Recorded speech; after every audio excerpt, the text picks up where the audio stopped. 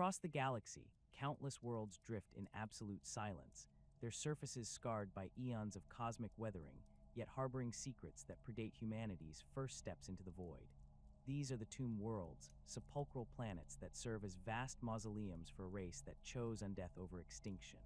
Beneath their barren surfaces lie labyrinthine necropolises stretching for thousands of kilometers, their corridors lined with millions upon millions of stasis crypts. Each crypt contains a dormant Necron, their living metal forms locked in deathless slumber, waiting for the appointed hour of resurrection. The architecture of these subterranean cities defies conventional understanding. Corridors stretch in perfect geometric patterns, their walls composed of blackstone and necrodermis that has remained untarnished for 60 million years. Vast chambers house entire legions of warriors, their skeletal forms arranged in precise formations even in death.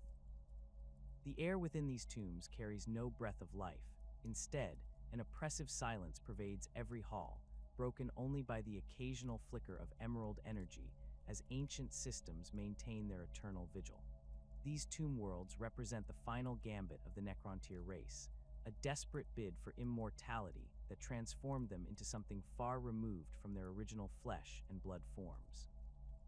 The biotransference process that created the Necrons left them as beings of living metal, their consciousness imprisoned within mechanical bodies that could endure the passage of millennia. Yet even these undying forms required rest, and so the Silent King commanded the Great Sleep, a period of hibernation that would allow the galaxy to heal from the wounds inflicted during the war in heaven. The war in heaven had raged for millions of years, pitting the Necrons and their Catan allies against the Old Ones and their created races. Reality itself had been wounded by the conflict, with psychic storms tearing through the warp and entire star systems reduced to lifeless husks. By the war's end, the galaxy bore little resemblance to the thriving realm it had once been. The Old Ones lay extinct, their greatest works in ruins, while the emergent races they had uplifted struggled to survive in a cosmos forever changed. Recognizing that their empire could not be sustained in such a devastated galaxy, the Silent King made the momentous decision to enter the Great Sleep. This was not merely a tactical withdrawal, but a calculated gambit spanning geological ages. The Necrons would slumber while the galaxy slowly recovered, allowing new civilizations to arise and flourish.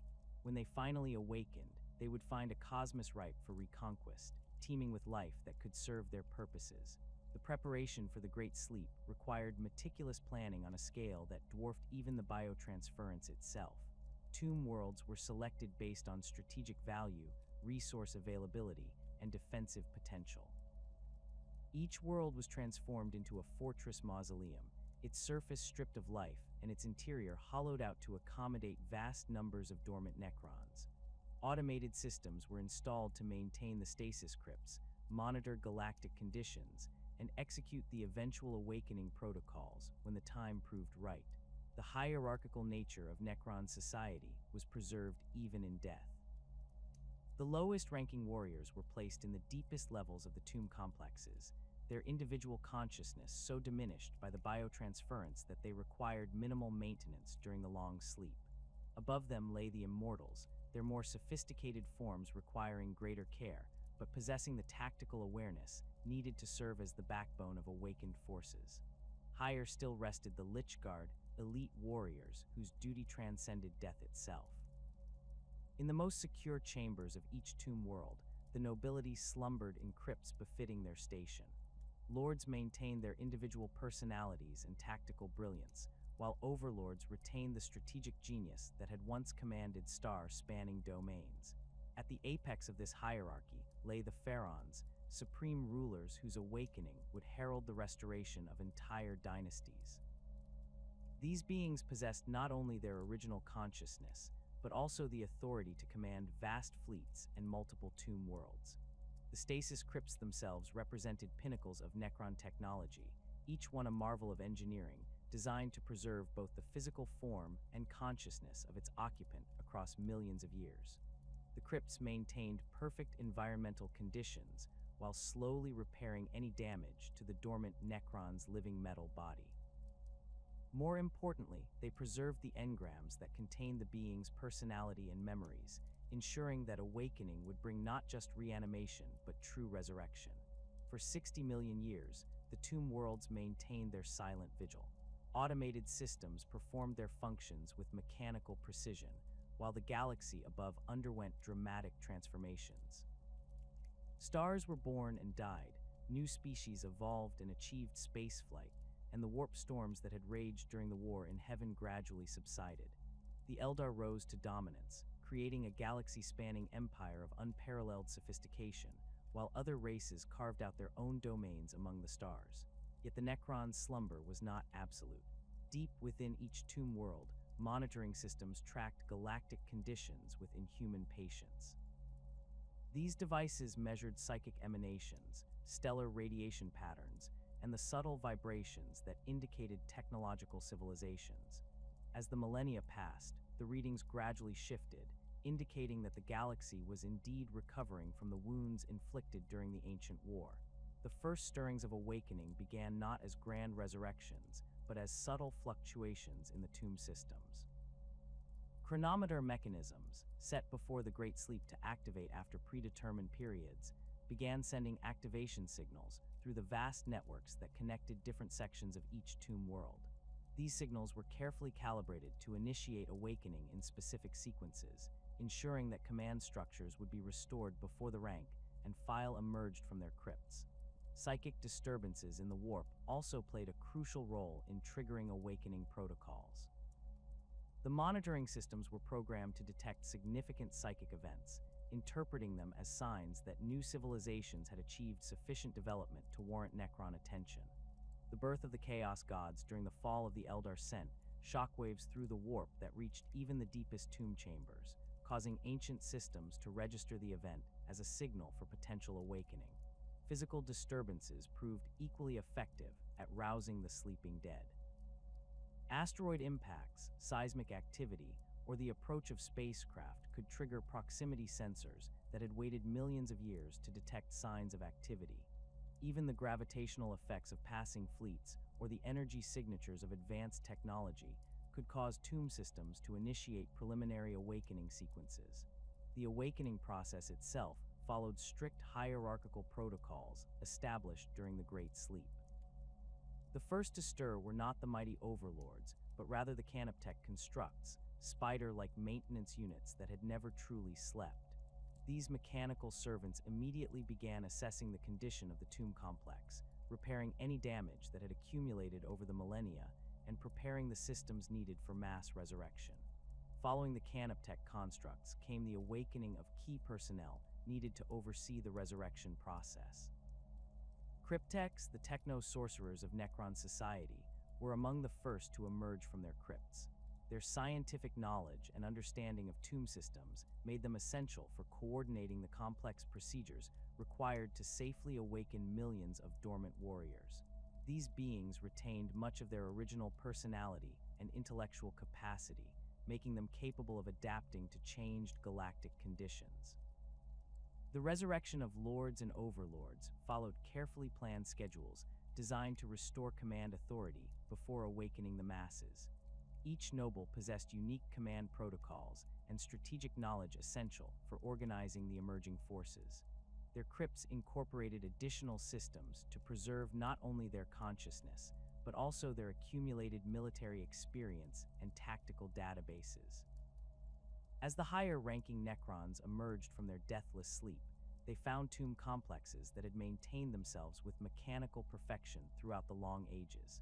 The living metal of their bodies responded to awakening protocols, nanoscale repair systems eliminating any degradation that had occurred during stasis. Their consciousness, stored as quantum engrams within crystalline matrices, reintegrated with their mechanical forms to restore the full personality and memories of each individual. The restoration of ancient dynasties began with the awakening of pharaohs, supreme rulers, whose authority extended across multiple star systems during the height of Necron civilization.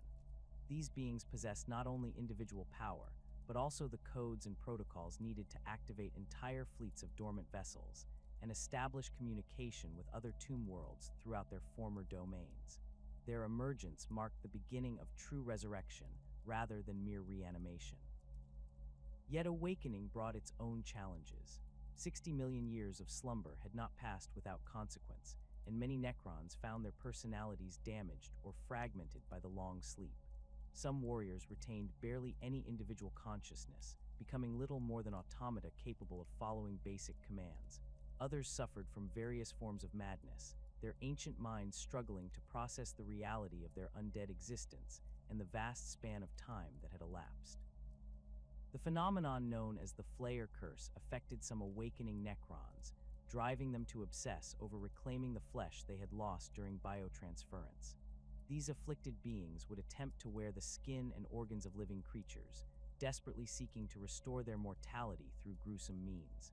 The curse spread through proximity, forcing unaffected Necrons to exile or destroy their corrupted brethren to prevent further contamination. Other awakening Necrons discovered that their tomb systems had suffered various malfunctions during the Great Sleep. Stasis crypts might fail to properly restore consciousness, leaving their occupants as mindless shells capable only of basic motor functions. Command hierarchies could become corrupted, with lower-ranking Necrons refusing to acknowledge the authority of their supposed superiors. Some tomb complexes had suffered catastrophic failures that left entire sections filled with the remains of Necrons who would never again walk among the stars. Despite these setbacks, the awakening process continued across thousands of tomb worlds throughout the galaxy. Each resurrection followed the same fundamental pattern: monitoring systems detecting appropriate conditions, Canoptech constructs preparing the facilities, key personnel emerging to oversee the process, and finally the mass awakening of entire legions. The restored dynasties began establishing communication with one another, sharing information about galactic conditions, and coordinating their responses to the new civilizations that had arisen during their absence. The galaxy that greeted the awakening Necrons bore little resemblance to the one they had left behind. The Imperium of Man had spread across countless worlds, its massive fleets and fortress worlds representing a level of organization and military might that demanded respect even from beings who had once commanded star-spanning empires. The Eldar, though diminished from their former glory, still possessed technology and psychic abilities that made them formidable opponents. Orkwas crashed through space with the same chaotic energy that had characterized greenskin warfare since the dawn of time. The awakening Necrons found themselves inheritors of a strategic network that had been conceived in desperation and forged in the crucible of the galaxy's most devastating conflict. The tomb worlds scattered throughout the cosmos were not randomly chosen refuges, but carefully selected bastions, each positioned according to ancient Necrontier territorial boundaries and strategic imperatives that dated back to the war in heaven itself. These sepulchral planets represented the final phase of Necron civilization's transformation, built during those last terrible years when reality itself seemed on the verge of collapse. The war in heaven had reached its crescendo when the Necrontier leadership recognized that their alliance with the Khatan, while granting them the power to challenge the Old Ones, had extracted a price beyond their initial comprehension. The star gods had demanded biotransference as the cost of their aid, promising immortality to a race ravaged by the malignant radiation of their dying homeworld. What they delivered instead was a form of undeath that stripped away much of what had made the Necrontier truly alive, replacing flesh and blood with living metal that could endure, but could never again feel the simple pleasures of mortality. The biotransference process itself had been a marvel of Khatan science, though one tainted by the star god's own alien priorities. Massive biotransference furnaces were constructed on Necrontier worlds, their design incorporating technologies that merged Khatan understanding of fundamental forces with Necrontier engineering expertise. These colossal machines could process entire populations, breaking down organic matter at the quantum level while preserving consciousness patterns within crystalline matrices. The resulting Necron bodies were composed of necrodermis, a living metal that could repair itself and reshape according to programmed configurations. Yet the Catan had not been entirely forthcoming about the process's limitations. While they preserved the consciousness of Necron tier leaders with reasonable fidelity, ensuring that lords and overlords retained their personalities and strategic capabilities, the Star Gods showed far less concern for the common populace. Millions of ordinary Necron tier emerged from biotransference as hollow shells, their individual personalities burned away to leave only basic motor functions and the ability to follow simple commands. This deliberate degradation served the Catan's purposes, creating vast armies of expendable soldiers while concentrating true consciousness among those who could serve as effective commanders. The Star Gods themselves underwent their own transformation during the later phases of the war in heaven, though not by choice. As the conflict progressed and the Necron nobility began to understand the full extent of their manipulation, resentment toward their supposed allies grew into outright rebellion. The Silent King, Zarak, had retained enough autonomy to recognize that the Catan viewed their Necron servants as tools to be discarded once their usefulness ended. This realization sparked what became known as the Catan's Shattering, a coordinated assault by the Necrons against their former masters. The rebellion against the Catan required weapons capable of harming beings who existed as living embodiments of fundamental forces. Necron cryptechs developed specialized technologies that could disrupt the energy matrices that gave the Star Gods their cohesion, effectively fragmenting their consciousness into smaller, more manageable pieces. These weapons incorporated principles of dimensional manipulation and quantum disruption that pushed even advanced Necron science to its absolute limits. The assault itself unfolded across multiple star systems simultaneously, with Necron fleets converging on Catan's strongholds throughout the galaxy. The Star Gods, accustomed to viewing their servants as extensions of their own will, found themselves facing coordinated resistance from beings they had assumed were completely under their control. The Void Dragon, the Nightbringer, the Deceiver, and their lesser kin discovered that their Necron armies had turned against them with the same mechanical precision they had once displayed in service. The Shattering did not destroy the Catan entirely, for beings of such fundamental nature could not be completely eliminated without unraveling the physical laws they embodied. Instead, the assault fragmented each Star God into hundreds or thousands of Catan shards, smaller fragments that retained portions of the original's power and personality, but lacked the overwhelming might that had made them such formidable entities. These shards were then imprisoned within tesseract labyrinths, pocket dimensions constructed using the most advanced Necron technology available. Tesseract labyrinths represented perhaps the pinnacle of Necron dimensional science, creating stable pocket realities that existed outside normal space-time. Each labyrinth was designed as both prison and testing ground, its internal geometry shifting according to non-Euclidean principles that could confuse and contain even beings of the Catan's cosmic awareness. The labyrinths incorporated multiple layers of containment, with each dimensional fold serving as a backup should the primary restraints fail. Within these prisons, Catan shards found themselves trapped in endless mazes that defied their ability to manipulate reality through conventional means. The successful imprisonment of the Catan marked a turning point in the war in heaven, but it also left the Necrons facing enemies they were ill-equipped to combat. The Old Ones had created numerous servant races during the conflict, and many of these species possessed psychic abilities that could affect reality in ways that Necron technology struggled to counter. More dangerous still were the entities that had begun emerging from the warp itself, drawn by the psychic emanations generated by billions of deaths and the raw emotional energy released by a galaxy-spanning war. The enslavers represented the most immediate threat to all material life in the galaxy.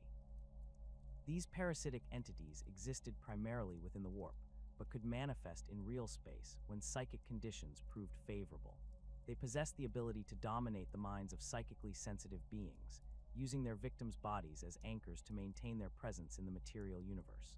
Once established, enslavers would systematically consume all life on a world before moving on to the next target, leaving behind only barren planets stripped of any trace of biological activity. The emergence of the enslavers coincided with the final phases of the war in heaven, when the boundaries between the warp and real space had been weakened by millions of years of psychic warfare. Entire star systems fell to these entities within decades, their populations transformed into mindless thralls serving alien masters whose very existence defied conventional understanding. The enslavers showed no discrimination in their predation, consuming old one-client races and Necron-controlled populations with equal efficiency. Other warp entities joined the feeding frenzy as the galaxy's psychic defenses crumbled. Proto-demons, the early manifestations of what would eventually become the Chaos God's servants, materialized wherever the barriers between dimensions grew thin.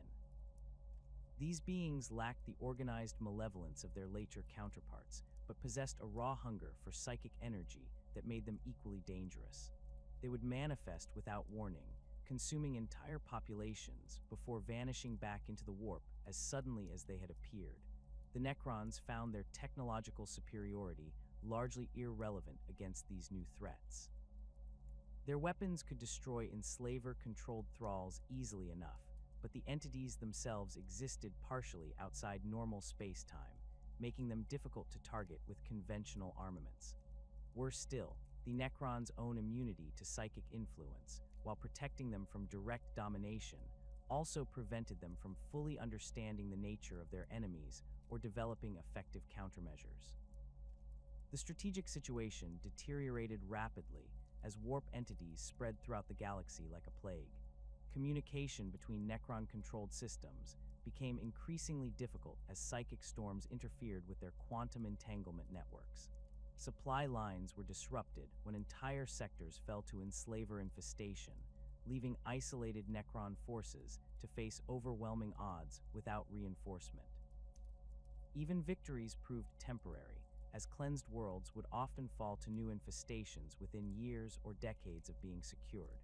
Recognizing that the galaxy had become fundamentally hostile to organized civilization, the Silent King made the momentous decision to initiate the Great Sleep.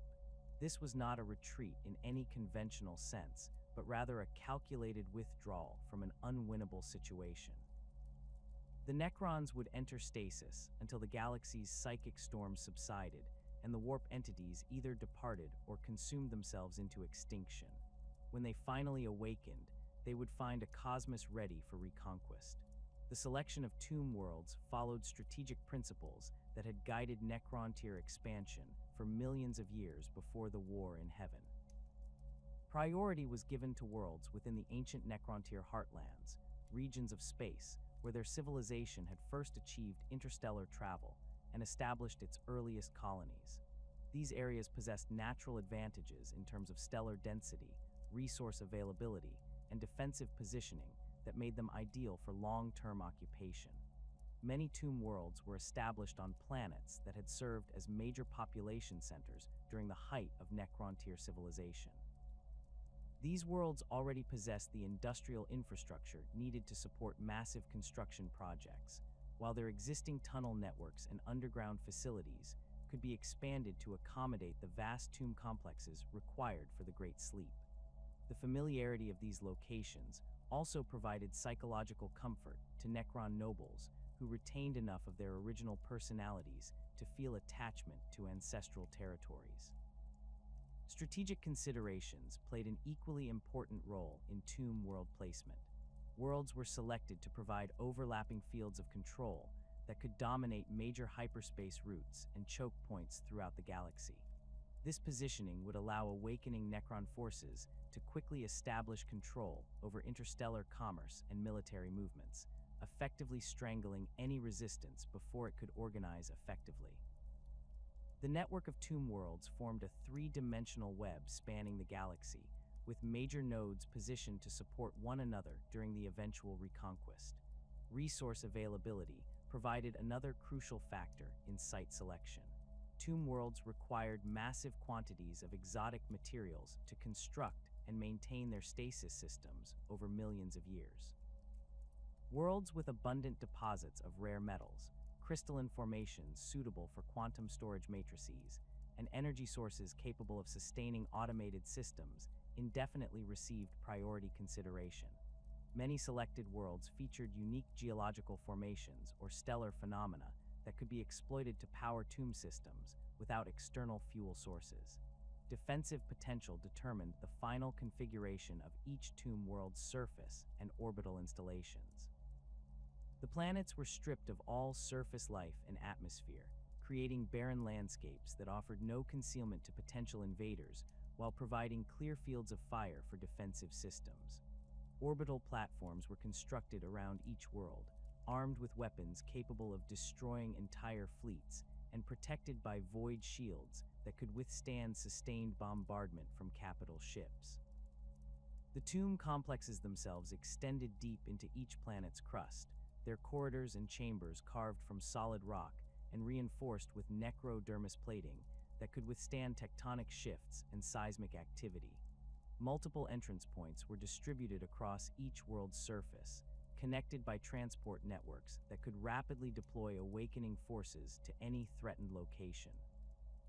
Emergency protocols were built into every system, allowing tomb complexes to seal themselves completely if surface defenses were breached.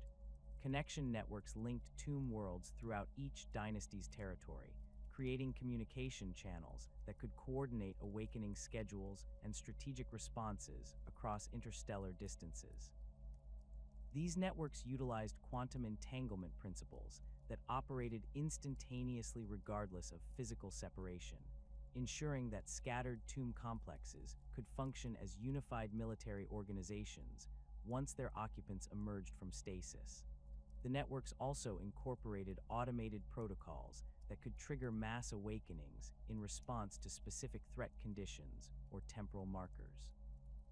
The Necron tier civilization that preceded the mechanical undeath of the Necrons represented one of the galaxy's greatest tragedies, a race whose brilliant achievements were forever overshadowed by the biological curse that drove them to seek immortality at any cost.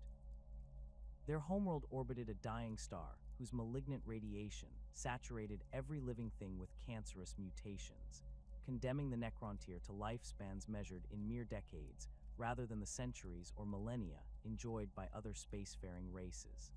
This cosmic injustice shaped every aspect of their society, from their rapid technological advancement born of desperate necessity to their bitter resentment toward longer-lived species who seemed blessed by comparison. The Necron tier possessed physical forms that bore the unmistakable marks of their radioactive environment.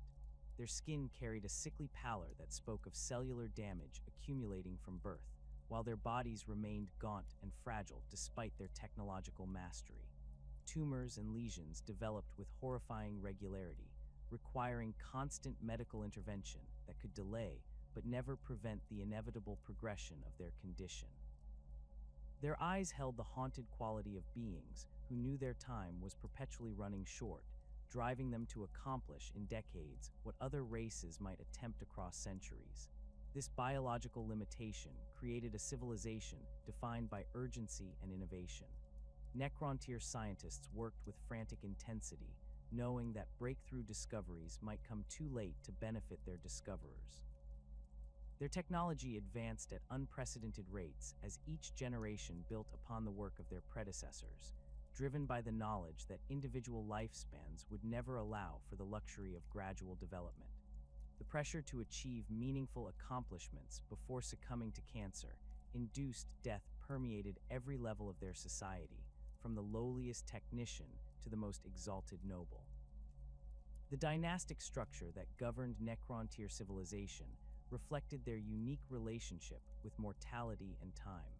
Noble houses traced their lineages not through long-lived patriarchs, but through rapid succession of short-reign leaders, each desperate to leave a lasting mark before their inevitable demise.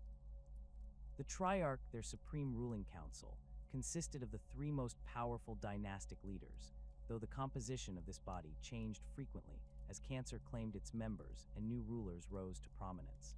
This constant turnover created a political system characterized by fierce competition and rapid policy shifts as each new leader sought to implement their vision before time ran out. Lower castes within Necron tier society faced even harsher realities than their noble superiors.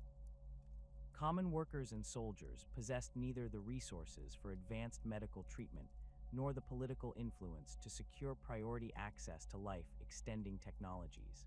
Their existence consisted of brief, painful lives spent in service to dynasties that viewed them as expendable resources rather than valued citizens. The knowledge that their suffering served the ambitions of nobles who lived only marginally longer than themselves bred resentment that would later prove crucial during the biotransference process. The Necrontyrs' first contact with the Old Ones occurred during their early expansion into interstellar space, when their exploration fleets encountered evidence of the ancient race's vast civilization. The Old Ones possessed lifespans that stretched across geological ages, their mastery of biological sciences allowing them to reshape life itself according to their will. For the cancer-ridden Necrontyr, the discovery of beings who had achieved true immortality represented both the answer to their prayers and a source of unbearable envy. Initial diplomatic overtures between the two civilizations proceeded with cautious optimism. Necrontyr ambassadors approached the Old Ones with desperate pleas for aid, offering their advanced technology and military service in exchange for the biological modifications that could free them from their radioactive curse.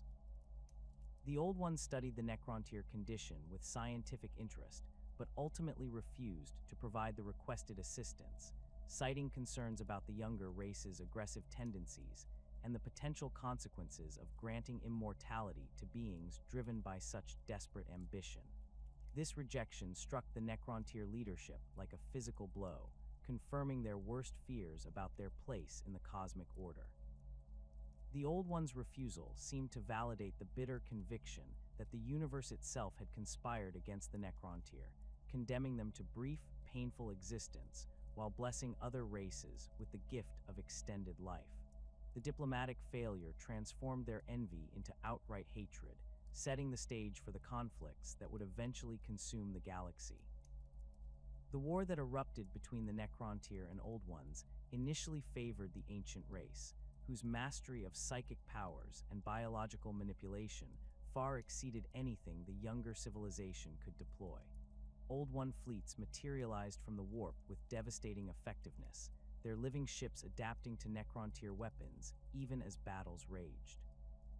Worse still, the Old Ones began creating new races specifically designed to combat Necrontyr forces, crafting the Eldar as psychic warriors and the Krork as unstoppable biological weapons.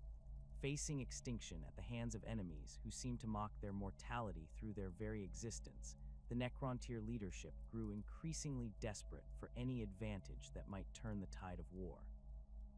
Their scientists explored ever more extreme possibilities, from temporal manipulation devices that might extend individual lifespans to dimensional weapons that could bypass conventional defenses.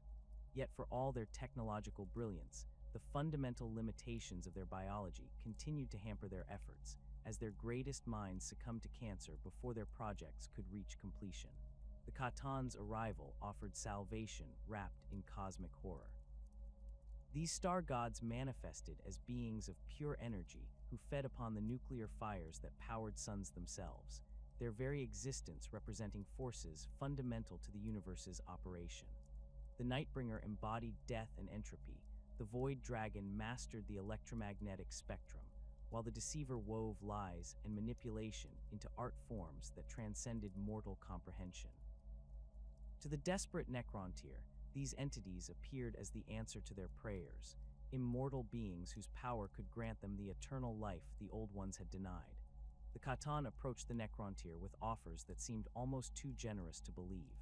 They promised not merely extended lifespans, but true immortality, bodies that could endure any damage and minds that would never again face the specter of cancer-induced death.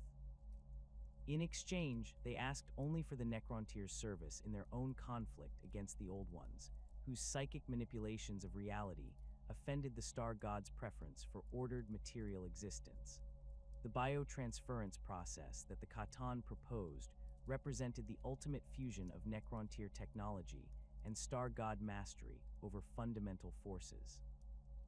Massive furnaces would be constructed on every Necrontyr world, their design incorporating both races' understanding of matter and energy manipulation.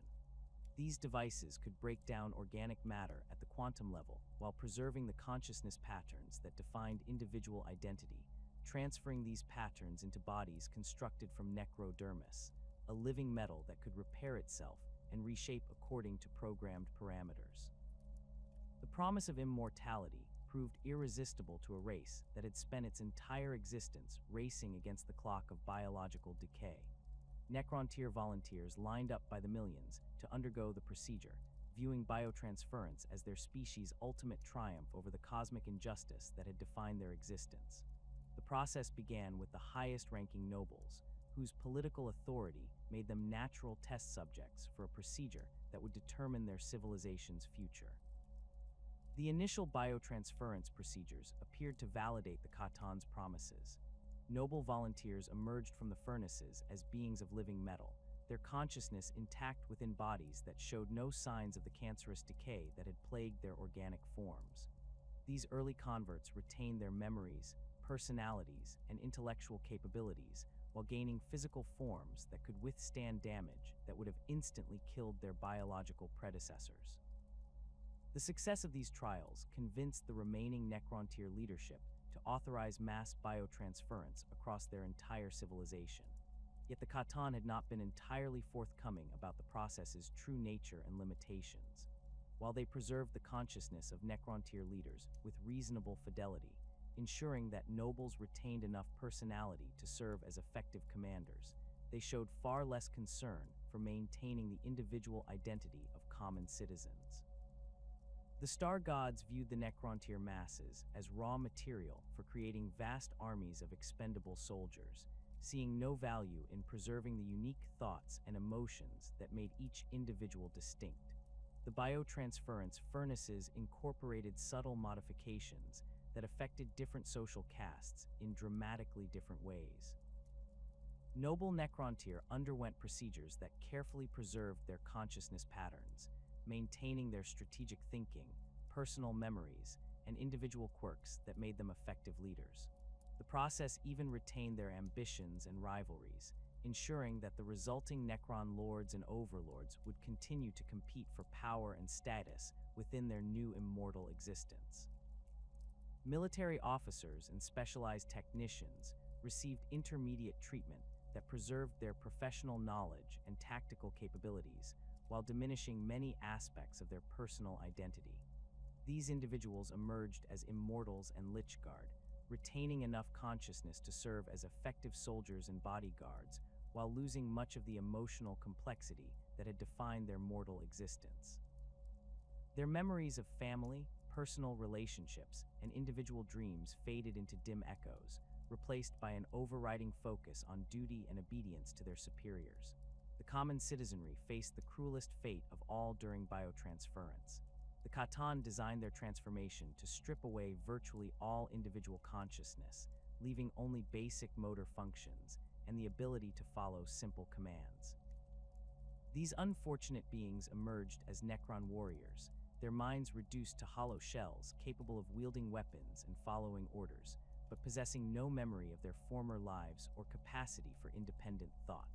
They retained just enough awareness to function as soldiers while losing everything that had made them truly alive.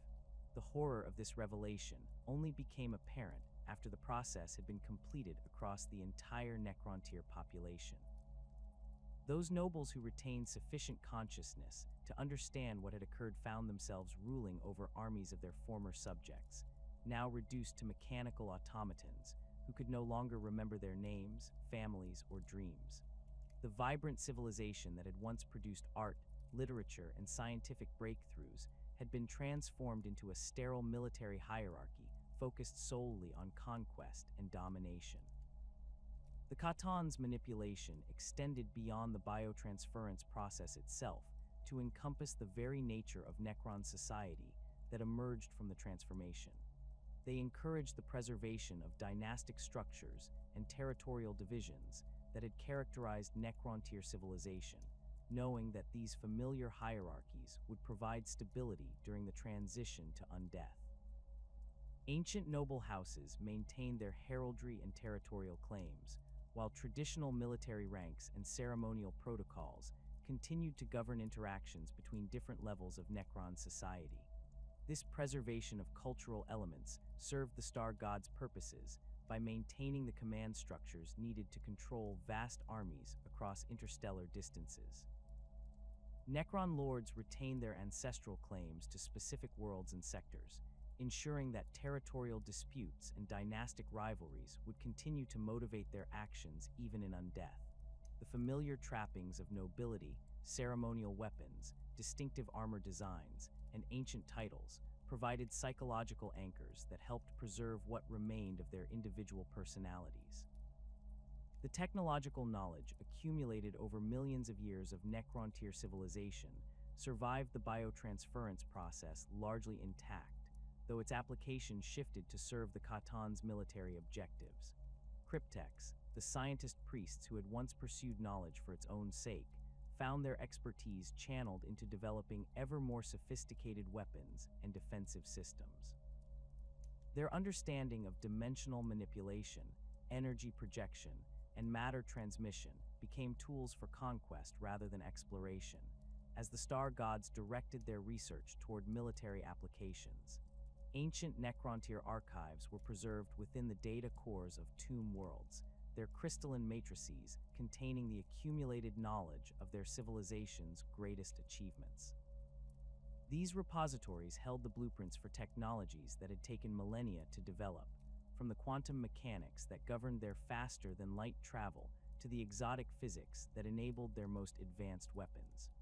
The archives also contained cultural artifacts, poetry, music, and philosophical treatises that represented the intellectual heritage of a race that no longer possessed the emotional capacity to appreciate such works.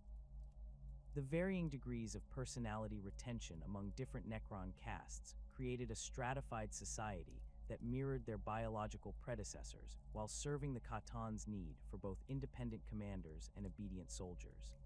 Pharaons, the supreme rulers of Necron dynasties, retained virtually complete consciousness, including their strategic brilliance, political cunning, and personal ambitions.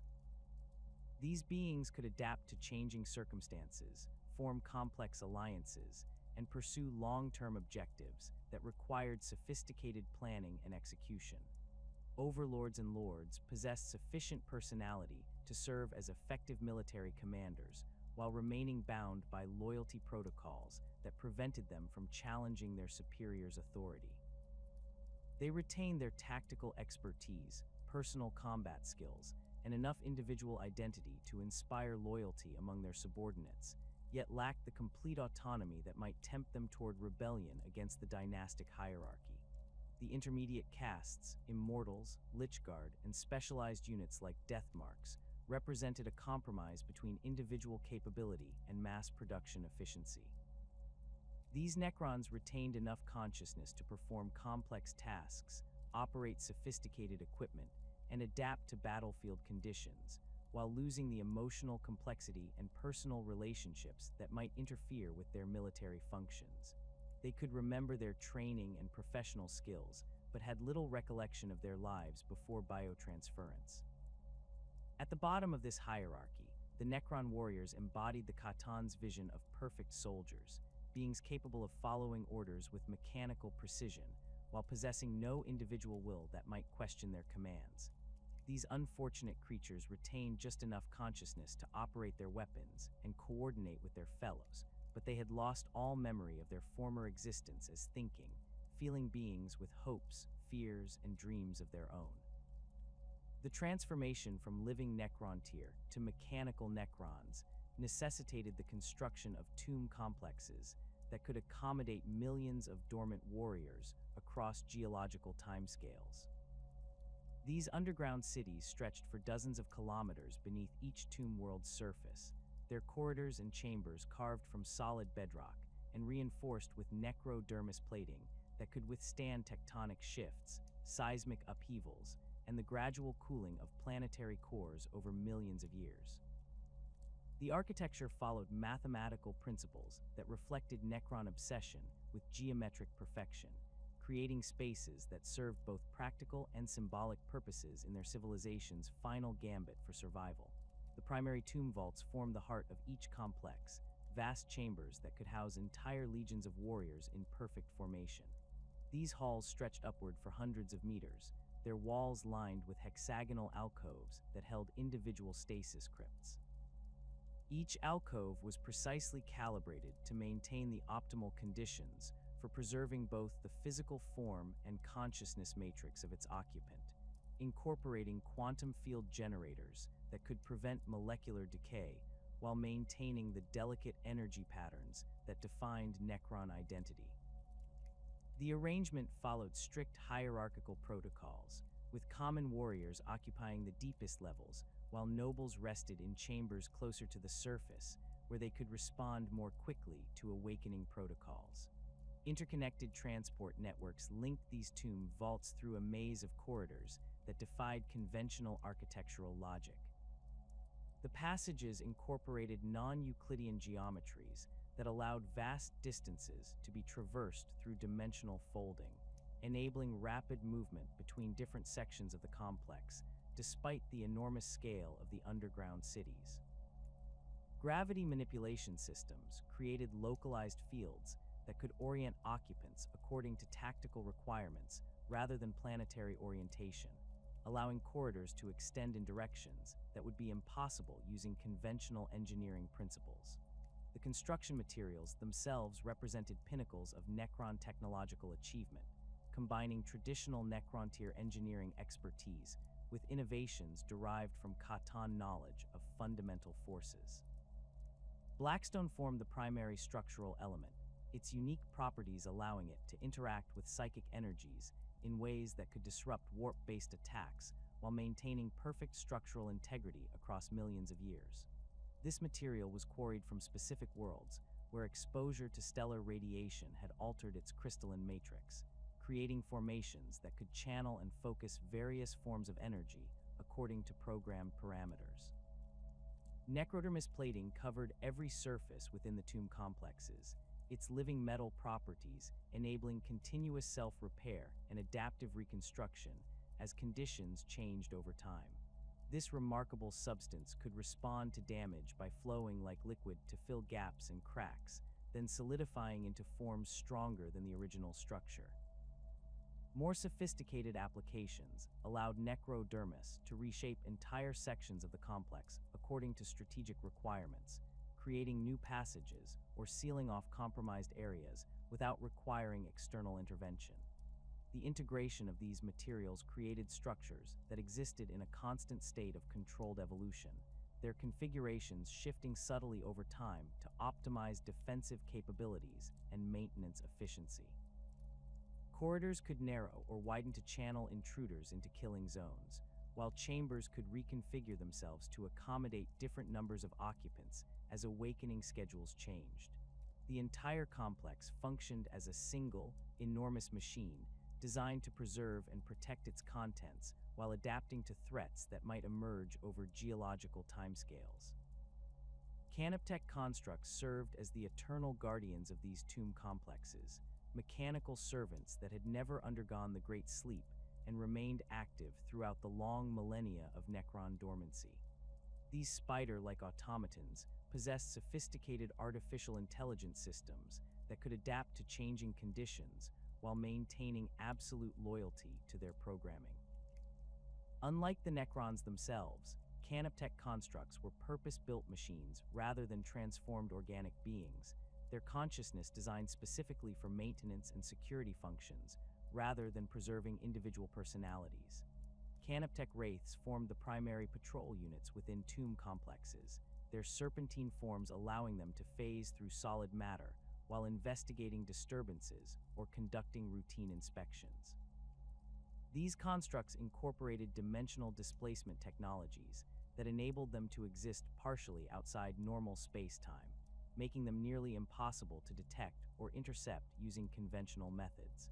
Their patrol routes covered every section of the complex according to randomized patterns that prevented potential intruders from predicting their movements, while their sensors could detect the faintest traces of unauthorized presence or system malfunction. The specialized sensor arrays built into each wraith could analyze atmospheric composition, electromagnetic signatures, and quantum field fluctuations with precision that exceeded most dedicated scientific instruments. They could identify specific molecular compounds that might indicate biological contamination, detect the energy signatures of different technological systems, and monitor the quantum states of stasis crypts to ensure proper preservation of their occupants. Any anomaly detected during these patrols would trigger immediate investigation protocols that could escalate to full defensive responses if necessary. Canoptech scarabs functioned as the primary maintenance units within the tomb complexes, their small size and specialized tools allowing them to perform repairs in areas too confined for larger constructs. These diminutive machines possessed sophisticated fabrication capabilities that could manufacture replacement components from raw materials, enabling them to repair damage that might otherwise compromise the complex's integrity. Their programming included detailed technical specifications for every system within the tomb, allowing them to diagnose problems and implement solutions without requiring external guidance. The scarabs operated in swarms that could coordinate their activities through quantum entanglement networks, enabling thousands of individual units to work together on large-scale projects while maintaining perfect synchronization. Major repairs might involve entire swarms working simultaneously on different aspects of the same problem, with some units fabricating components while others prepared installation sites and still others tested completed systems. Their collective intelligence could adapt to unexpected challenges by redistributing tasks among available units, ensuring that critical maintenance continued even if individual scarabs were damaged or destroyed. Canoptech spiders served as command units that coordinated the activities of smaller constructs while possessing the physical capabilities needed for major construction and repair projects. These larger machines incorporated fabrication systems that could produce new scarabs and wraiths as needed, maintaining the population of maintenance constructs at optimal levels throughout the long sleep. Their multiple limbs could manipulate heavy components with precision that rivaled the finest Necron artisans, while their sensor arrays provided detailed analysis of complex problems that might require coordinated solutions. The spiders also served as mobile command centers that could establish temporary control networks in areas where the primary systems had been damaged or compromised. Their programming included complete technical specifications for tomb complex construction, allowing them to direct major reconstruction projects that might reshape entire sections of the underground cities. In extreme situations, a single spider could coordinate the activities of thousands of smaller constructs to implement emergency protocols that would preserve the complex's most critical functions, even if large areas were destroyed. Living metal technology permeated every aspect of tomb complex construction, creating structures that could adapt and evolve according to changing requirements over millions of years. The necrodermis that formed the primary construction material possessed molecular-level programming that could respond to specific stimuli by altering its physical properties, density, and configuration. This responsiveness enabled the tomb complexes to perform self-repair functions that went far beyond simple damage control, allowing them to improve their defensive capabilities and operational efficiency based on accumulated experience.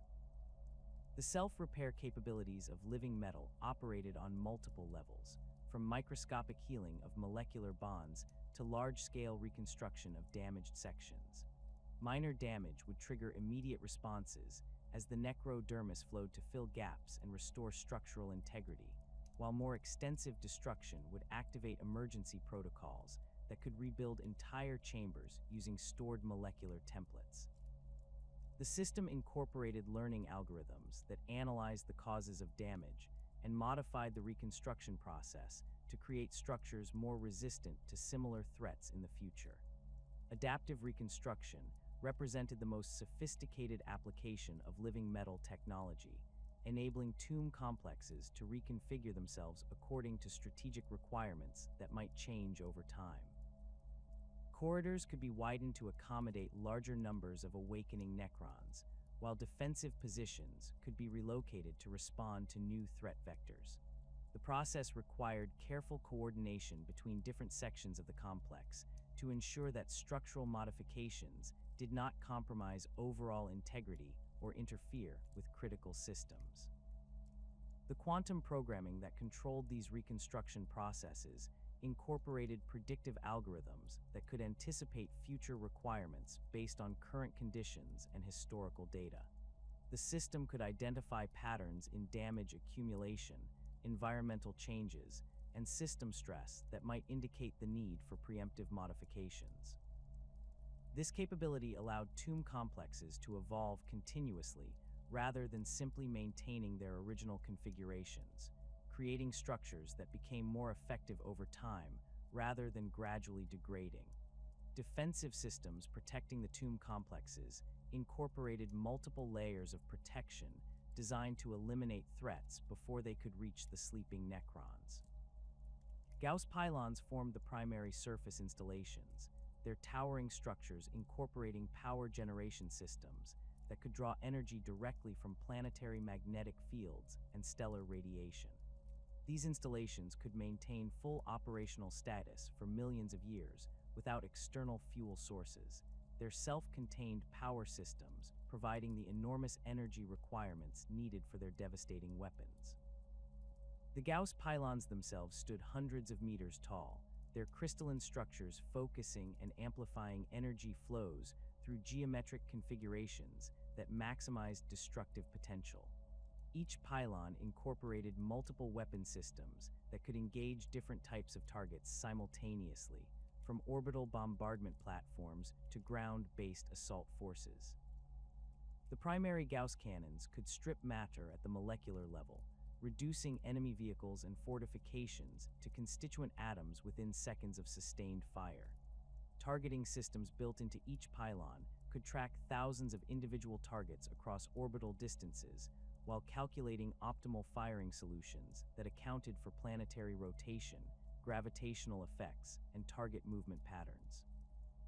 The weapons could engage multiple targets simultaneously through rapid reorientation of focusing crystals, creating overlapping fields of fire that made it virtually impossible for enemy forces to approach the tomb complex without facing devastating losses. Monoliths provided mobile defensive platforms that could deploy from hidden chambers within the tomb complexes to establish forward defensive positions or respond to threats that had penetrated the outer perimeter.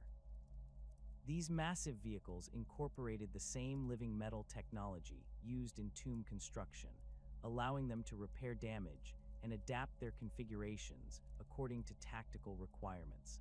Their primary weapons could project Gauss energy across enormous distances, while their secondary systems provided support for defending Necron forces. The dimensional manipulation systems built into each monolith enabled them to serve as deployment platforms for awakening Necron forces, creating portal connections between different sections of the tomb complex or even different worlds within the same dynasty's territory. These capabilities allowed defenders to concentrate forces at threatened locations with unprecedented speed, bringing overwhelming firepower to bear against enemies who might otherwise exploit numerical advantages. Phase shift generators represented the most sophisticated defensive technology deployed in tomb complexes, creating localized distortions in space-time that could render entire sections of the complex effectively invisible to conventional detection methods. These devices manipulated dimensional boundaries to create pocket realities that existed slightly outside normal space, allowing tomb sections to phase out of the material universe while maintaining full operational capability. The generators incorporated quantum field manipulation systems that could selectively phase different portions of the complex according to tactical requirements, creating defensive configurations that changed unpredictably to confuse attacking forces. Enemy troops might find corridors that led nowhere, chambers that existed in multiple locations simultaneously, or defensive positions that could fire from dimensions their weapons could not reach. Emergency protocols built into the phase shift systems could activate automatically in response to specific threat conditions, phasing critical sections of the tomb complex out of normal space-time to preserve them from destruction. These protocols included provisions for maintaining the stasis crypts even while phased, ensuring that sleeping Necrons would remain safely preserved even if the surface installations were completely destroyed. The system could maintain phased operations for centuries or millennia if necessary, waiting for conditions to improve before returning the complex to normal space. The awakening process across tomb worlds follows a rigid hierarchical sequence that reflects the fundamental nature of Necron society and the practical requirements of resurrection after millions of years of dormancy.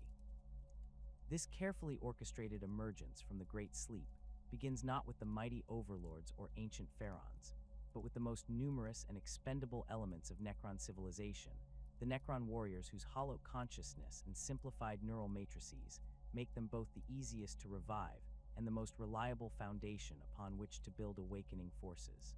Necron warriors emerge from their sarcophagi as the skeletal backbone of every tomb complex's initial resurrection phase.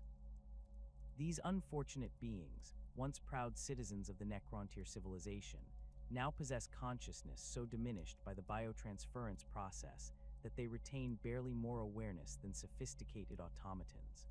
Their awakening requires minimal system resources and presents virtually no risk of personality corruption or awakening madness that might compromise the delicate resurrection procedures. The stasis crypts housing warriors incorporate basic life support systems and simple neural interface connections that can restore their motor functions and basic combat programming without the complex consciousness reconstruction needed for higher-ranking Necrons. The warriors' skeletal forms emerge from stasis with their Gauss flayers already integrated into their mechanical bodies, the weapons having been fused with their arms during the biotransference process. Their ribcage structures house the basic power cores that animate their forms, while their elongated skulls contain the minimal processing systems needed to interpret commands and coordinate with their fellows. The green glow that emanates from their eye sockets represents the most basic form of consciousness matrix, a simplified version of the quantum engrams that preserve more complete personalities in higher-ranking Necrons. Their tactical awareness extends only to the most fundamental combat situations, identifying enemies, coordinating fire patterns with nearby warriors, and following direct orders from superior Necrons. They cannot adapt to unexpected circumstances, formulate independent strategies, or make decisions beyond their basic programming parameters. This limitation, while representing a tragic loss of their original personalities, serves the practical purpose of ensuring that awakening warrior phalanxes can be deployed immediately without requiring extensive briefings or tactical updates about galactic conditions that have changed during their long sleep. The warrior's awakening follows standardized protocols that activate entire formations simultaneously rather than reviving individual soldiers. Tomb complexes contain vast chambers where hundreds of thousands of warriors rest in perfect geometric arrangements, their sarcophagi positioned to allow for rapid deployment once resurrection begins. The activation sequences bring entire phalanxes online within hours, creating ready-made military units that can immediately assume defensive positions or begin offensive operations under the direction of awakening commanders. Immortals represent the next tier in the awakening hierarchy, their enhanced consciousness and specialized combat capabilities making them invaluable as the backbone of awakening Necron forces. These beings retain significantly more of their original personalities during biotransference than the common warriors, preserving tactical awareness, strategic thinking, and enough individual identity to serve as effective squad leaders and specialists.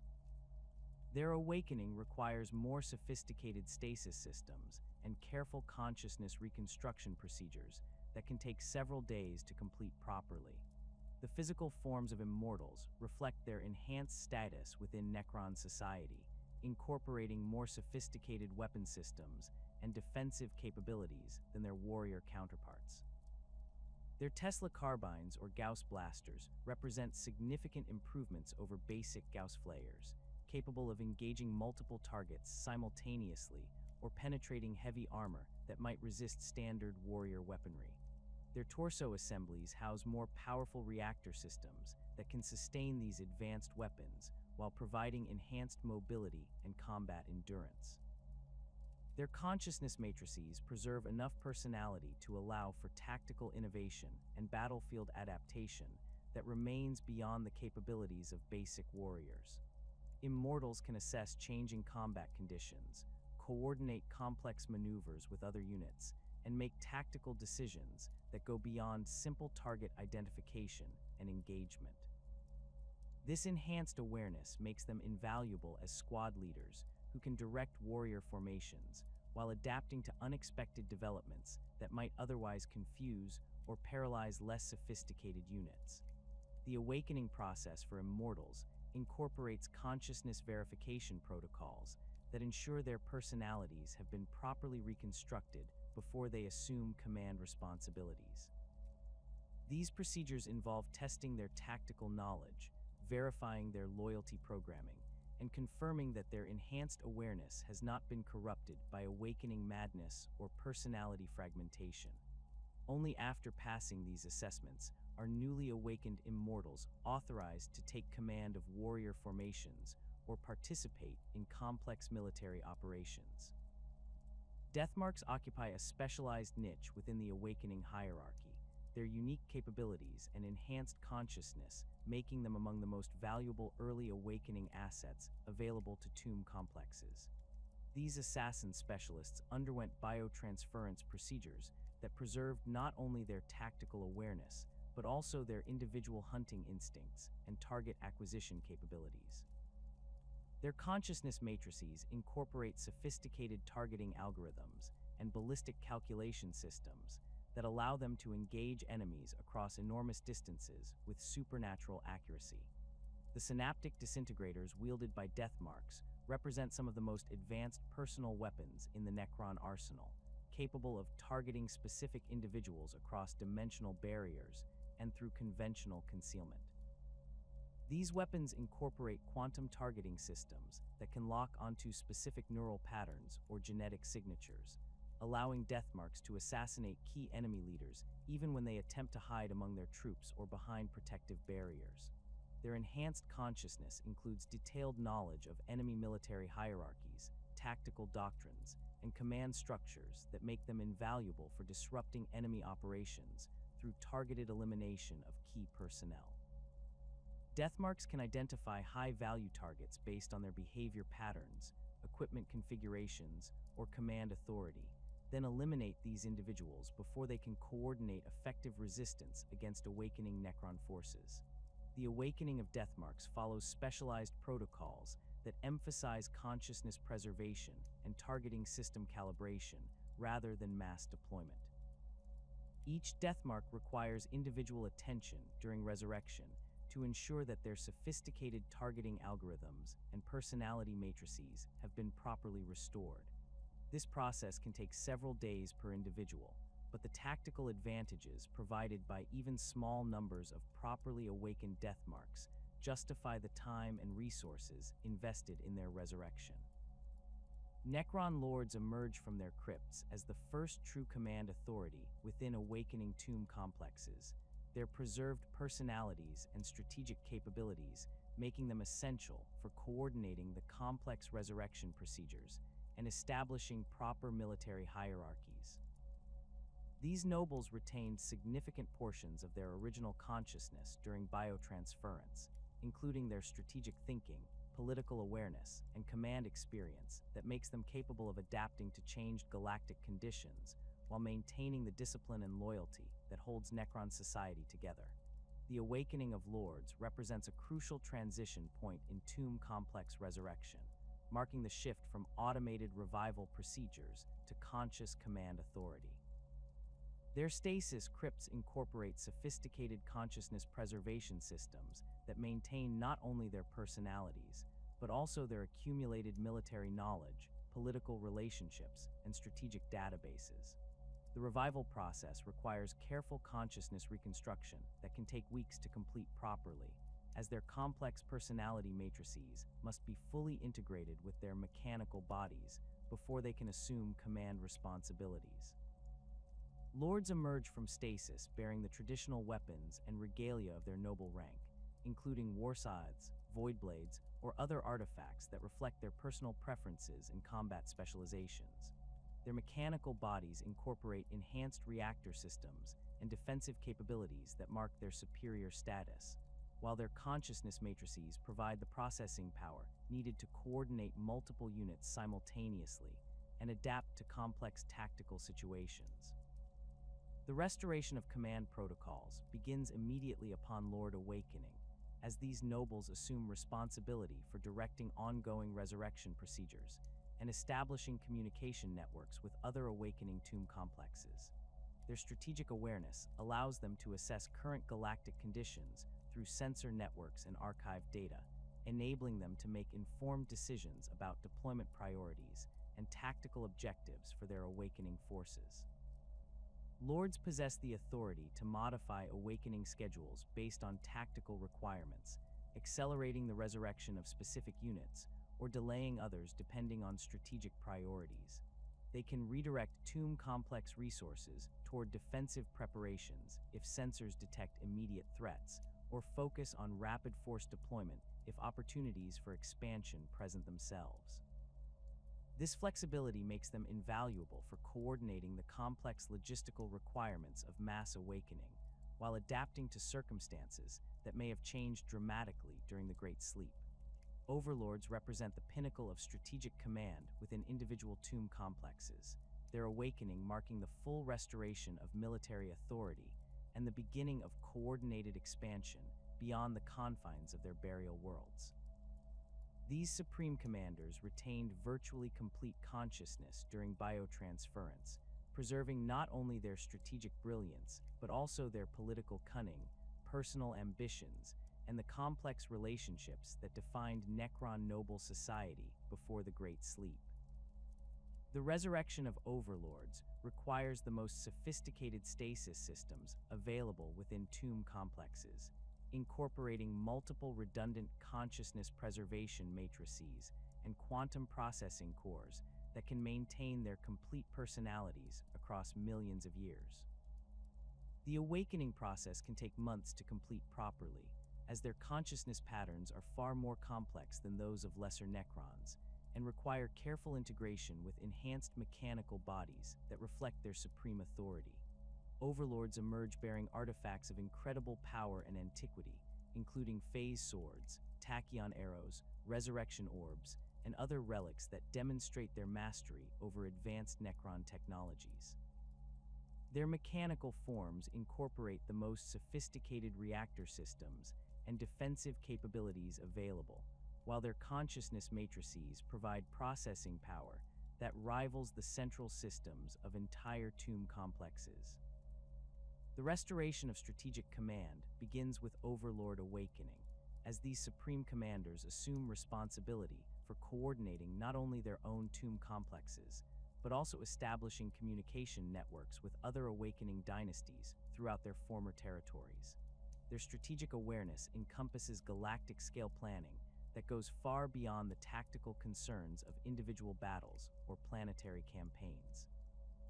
Overlords possess the authority and capability to begin the process of galactic reconquest, directing the awakening of entire fleets and coordinating military operations across multiple star systems simultaneously.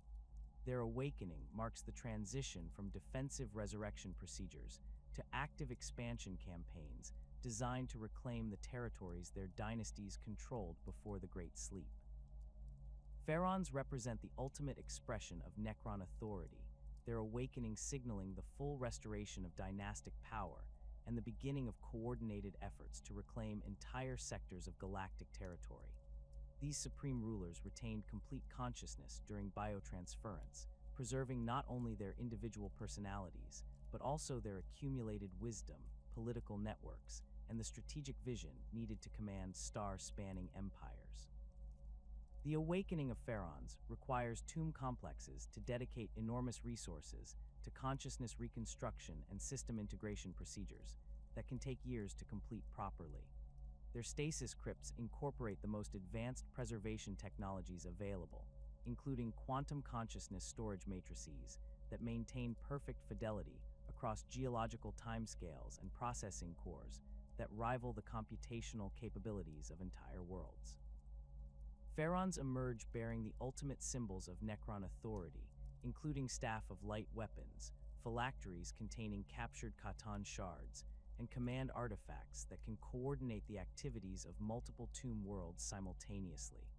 Their mechanical bodies represent the pinnacle of Necron engineering, incorporating technologies that blur the boundaries between individual beings and strategic command systems.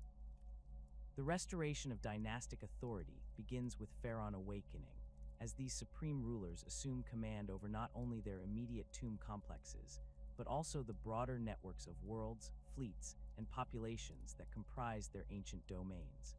Their awakening triggers activation protocols throughout their former territories, beginning the process of reclaiming star systems that may have been occupied by younger races during the long sleep.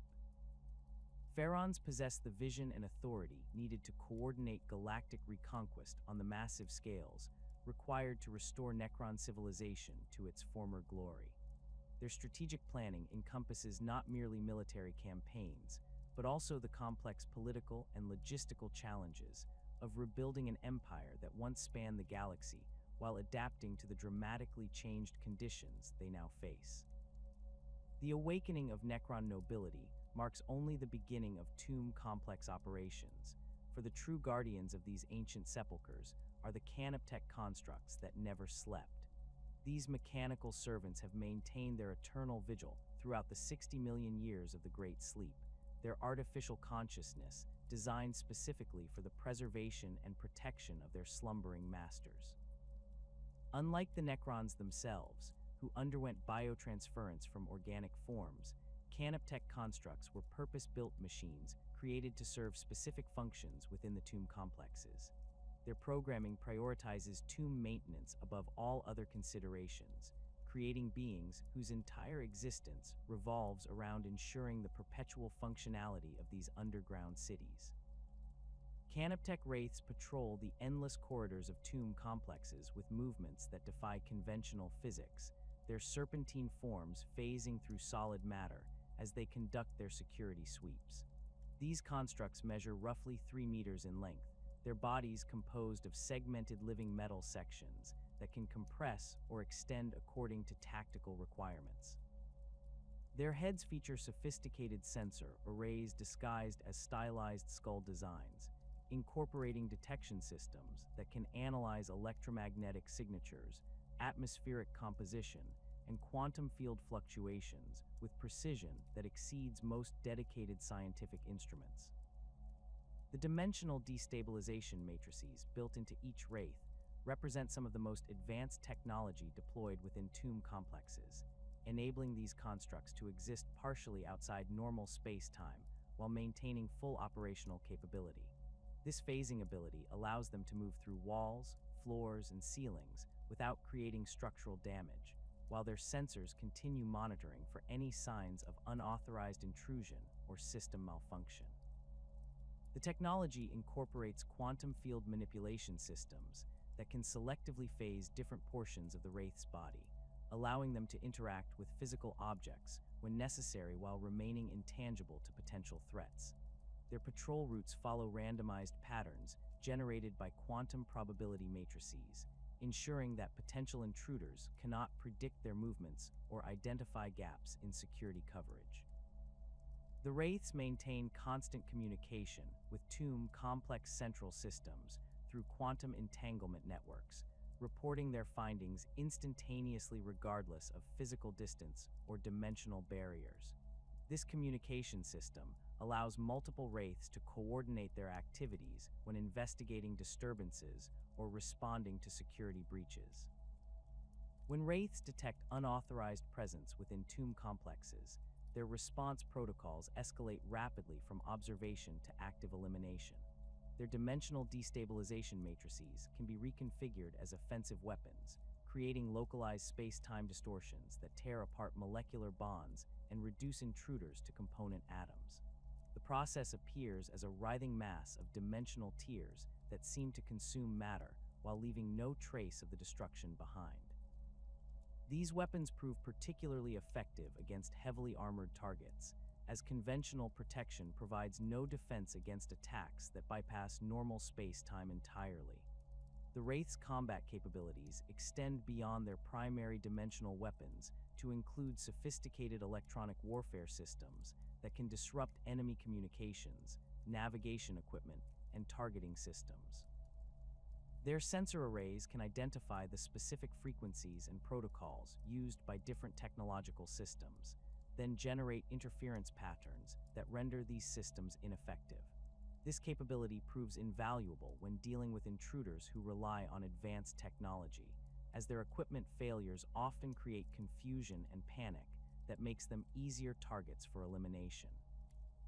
Canoptech scarabs form the foundation of tomb complex maintenance operations, their diminutive size and specialized tools allowing them to perform repairs in areas too confined for larger constructs.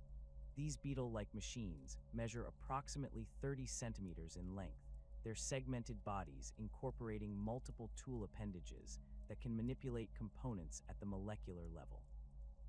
Each scarab contains sophisticated fabrication systems that can manufacture replacement parts from raw materials, enabling them to repair damage that might otherwise require extensive external resources. The scarabs operate according to maintenance protocols that prioritize system functionality over aesthetic considerations, focusing their efforts on critical systems that ensure tomb complex operations continue without interruption.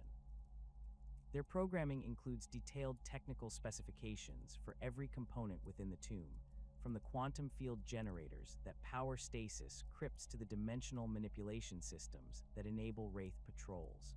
This comprehensive knowledge allows them to diagnose problems quickly and implement solutions that address root causes rather than merely treating symptoms. Swarm coordination represents one of the most impressive aspects of scarab operations, as thousands of individual units can work together on complex projects while maintaining perfect synchronization. The quantum entanglement networks that link each scarab to its fellows enable instantaneous communication and task coordination across the entire swarm. Major repair projects might involve hundreds of scarabs working simultaneously on different aspects of the same problem, with some units fabricating components, while others prepare installation sites, and still others conduct quality testing on completed systems. Their resource-gathering capabilities extend beyond simple maintenance to include active harvesting of materials from surrounding environments. Scarab swarms can strip useful compounds from rock formations, atmospheric gases, and even organic matter that might have accumulated within tomb complexes over millions of years. The harvested materials are processed through molecular disassembly systems that break them down into constituent elements, which are then recombined according to program specifications to create the exotic alloys and crystalline matrices required for tomb system maintenance. The scarab's fabrication capabilities prove particularly valuable when dealing with components that require precise molecular arrangements or exotic material properties. Their manufacturing systems can create replacement parts that match original specifications exactly, ensuring that repaired systems maintain the same performance characteristics as their original configurations. This precision extends to the quantum programming that controls many tomb systems, as scarabs can replicate the complex energy patterns and field configurations that enable dimensional manipulation and consciousness preservation technologies. Environmental adaptation represents another crucial aspect of scarab operations, as these constructs can modify their internal systems to operate effectively in extreme conditions that might disable other mechanical devices. They can function in vacuum environments, extreme temperatures, and radiation levels that would destroy conventional machinery, while their self-repair capabilities allow them to continue operating even when suffering significant damage. This resilience ensures that maintenance operations continue regardless of external conditions or hostile activity within the tomb complex.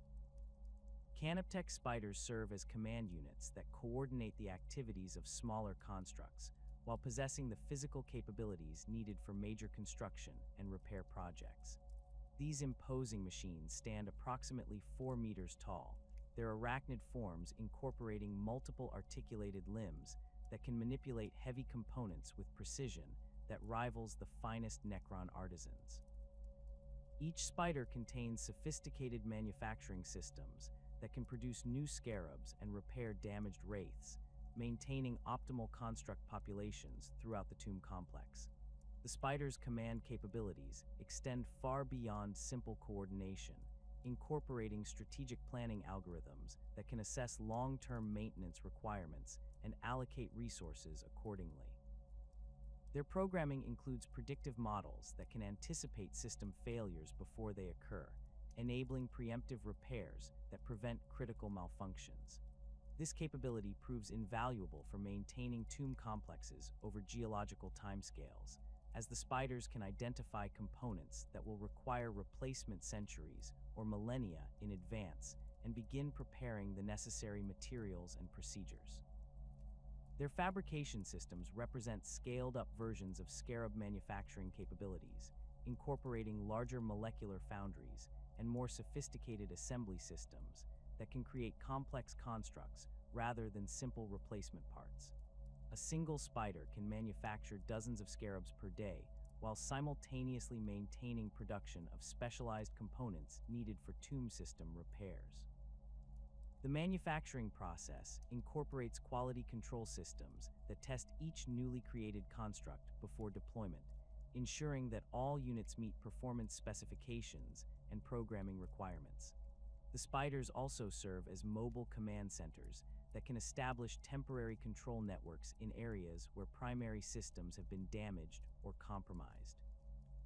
Their communication systems can interface directly with tomb complex central processors, while maintaining independent coordination capabilities that allow them to direct construct activities even when cut off from main systems.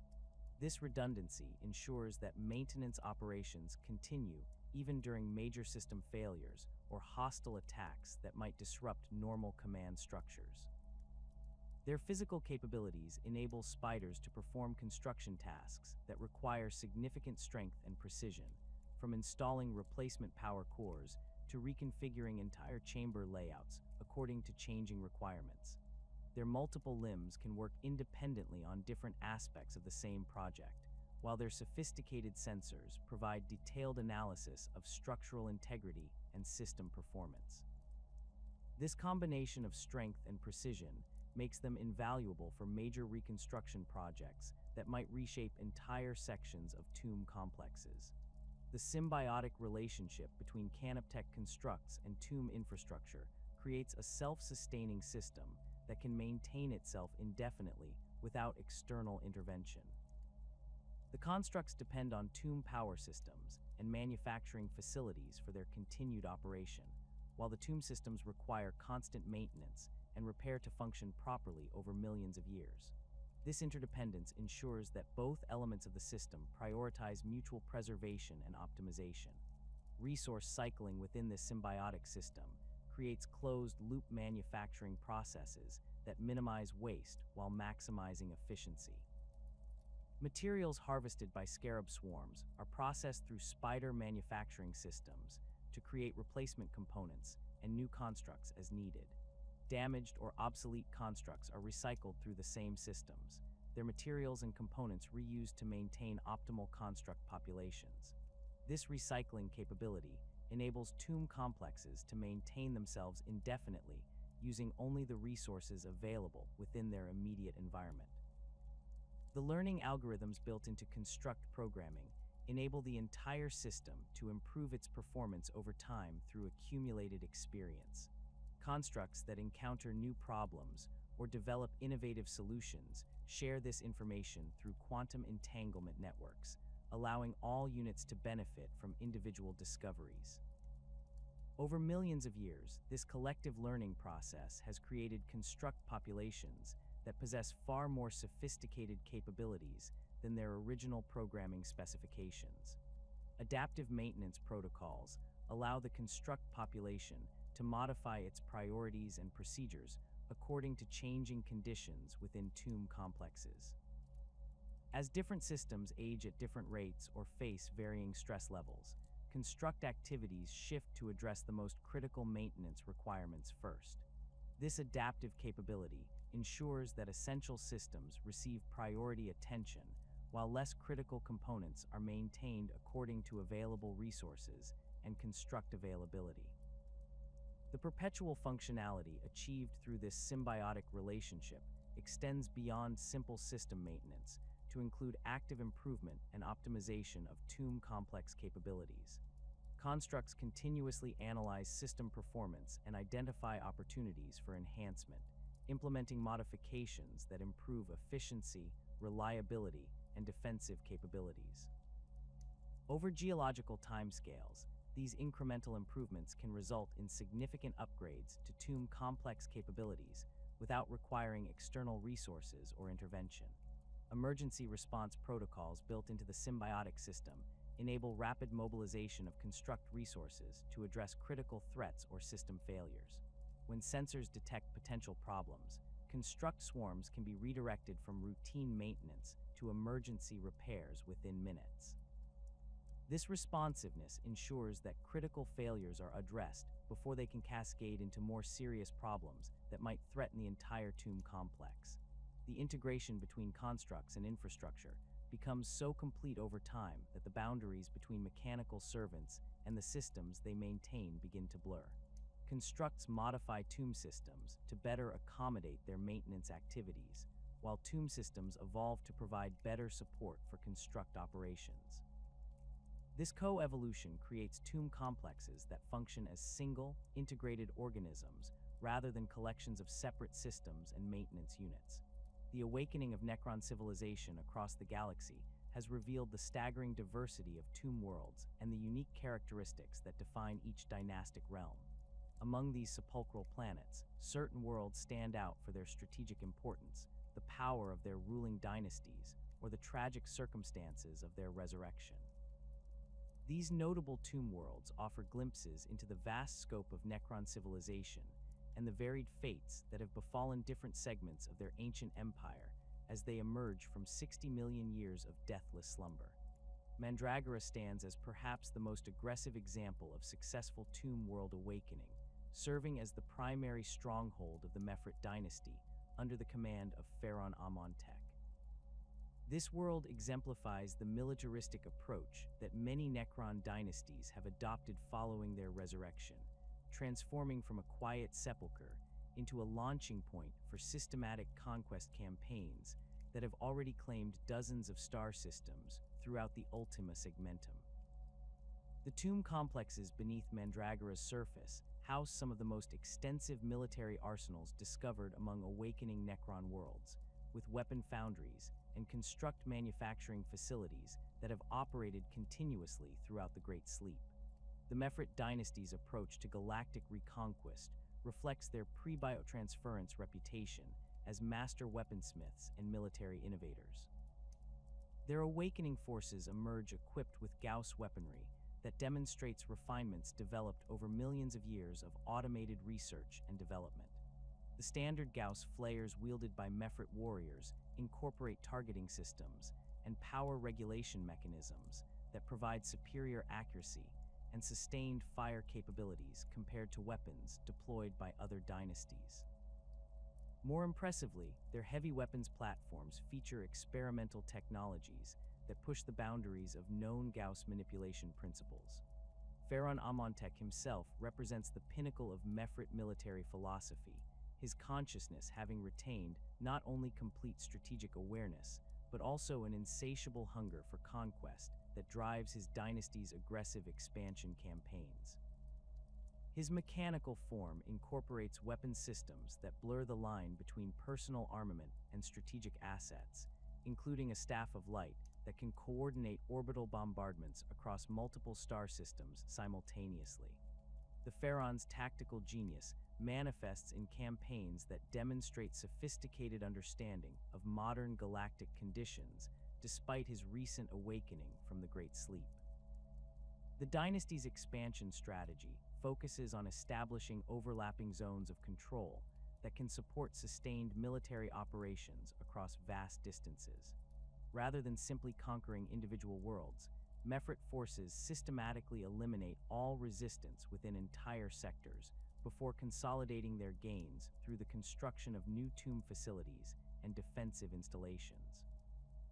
This methodical approach has proven devastatingly effective against Imperial forces that expect more conventional invasion patterns, as Mephrit campaigns often begin with the simultaneous conquest of dozens of worlds that suddenly find themselves cut off from reinforcement and resupply. Manufacturing capabilities on Mandragora have expanded far beyond their original specifications during the Great Sleep, with Canoptech Constructs establishing new production facilities that can create specialized equipment for different campaign requirements. The world now produces custom weapon configurations optimized for specific enemy types, from anti-Imperial Guard loadouts designed to counter massed infantry formations to specialized anti-Space Marine equipment that can penetrate power armor with enhanced efficiency. These manufacturing capabilities enable Mephrit forces to adapt their equipment to local conditions rather than relying on standardized configurations that might prove suboptimal against specific opponents. The Dynasty's fleet assets reflect the same commitment to military excellence that characterizes their ground forces, with tomb ships that incorporate weapon systems and defensive technologies that represent significant improvements over standard Necron vessel configurations.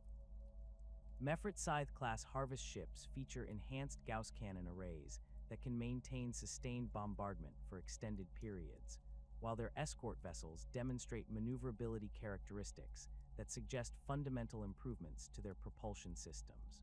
The coordination between fleet and ground forces enables Mephrit campaigns to maintain momentum across multiple theaters simultaneously. Solemnis presents a completely different model of tomb world development, serving as the personal museum and research facility of Trazyn the Infinite, the enigmatic overlord whose obsession with collecting galactic artifacts has created one of the most unique installations in Necron civilization. This world functions less as a traditional military stronghold and more as a vast repository containing specimens, artifacts, and entire populations preserved through stasis technology that surpasses even standard Necron preservation methods. The tomb complexes beneath Solemnis extend for hundreds of kilometers in all directions, their galleries and storage chambers containing collections that span millions of years and represent virtually every significant civilization that has ever existed in the galaxy. Trazyn's collection methodology demonstrates a level of sophistication that goes far beyond simple acquisition, incorporating detailed preservation protocols that maintain not only physical specimens, but also the cultural and historical context that gives them meaning. Entire sections of the tomb complex are dedicated to recreating specific historical periods, complete with atmospheric conditions, gravitational fields, and temporal flow rates that match the original environments.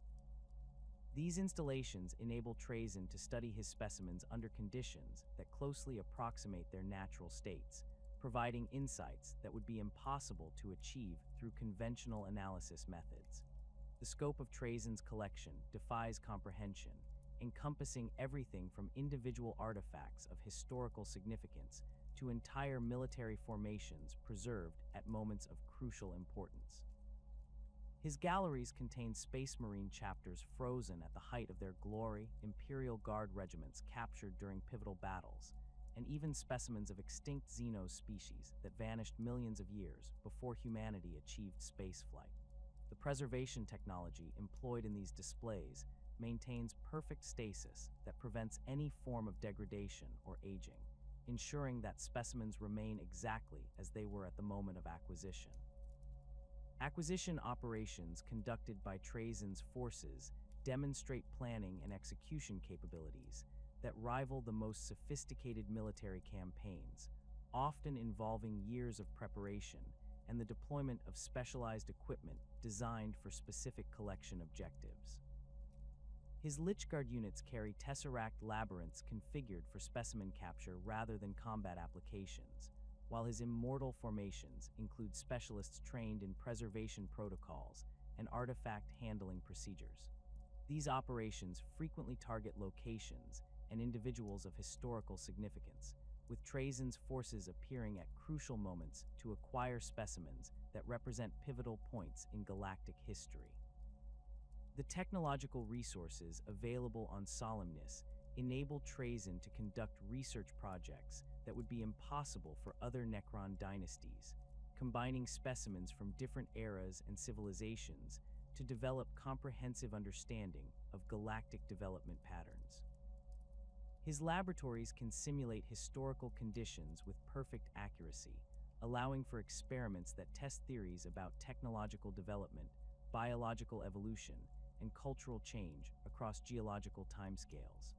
The results of these studies provide Trajan with insights that inform his collection priorities and help him identify specimens that will prove most valuable for future research. Storage and cataloging systems within Solemnis incorporate organizational principles that reflect Trajan's personal interests and research methodologies rather than standard Necron administrative protocols. The complex includes specialized chambers designed for different types of specimens, from atmospheric-controlled environments for biological samples to quantum-isolated storage areas for artifacts that might interact unpredictably with normal space-time. The cataloging system itself represents a masterwork of information management, tracking not only the physical characteristics of each specimen, but also its historical significance, acquisition circumstances, and research potential.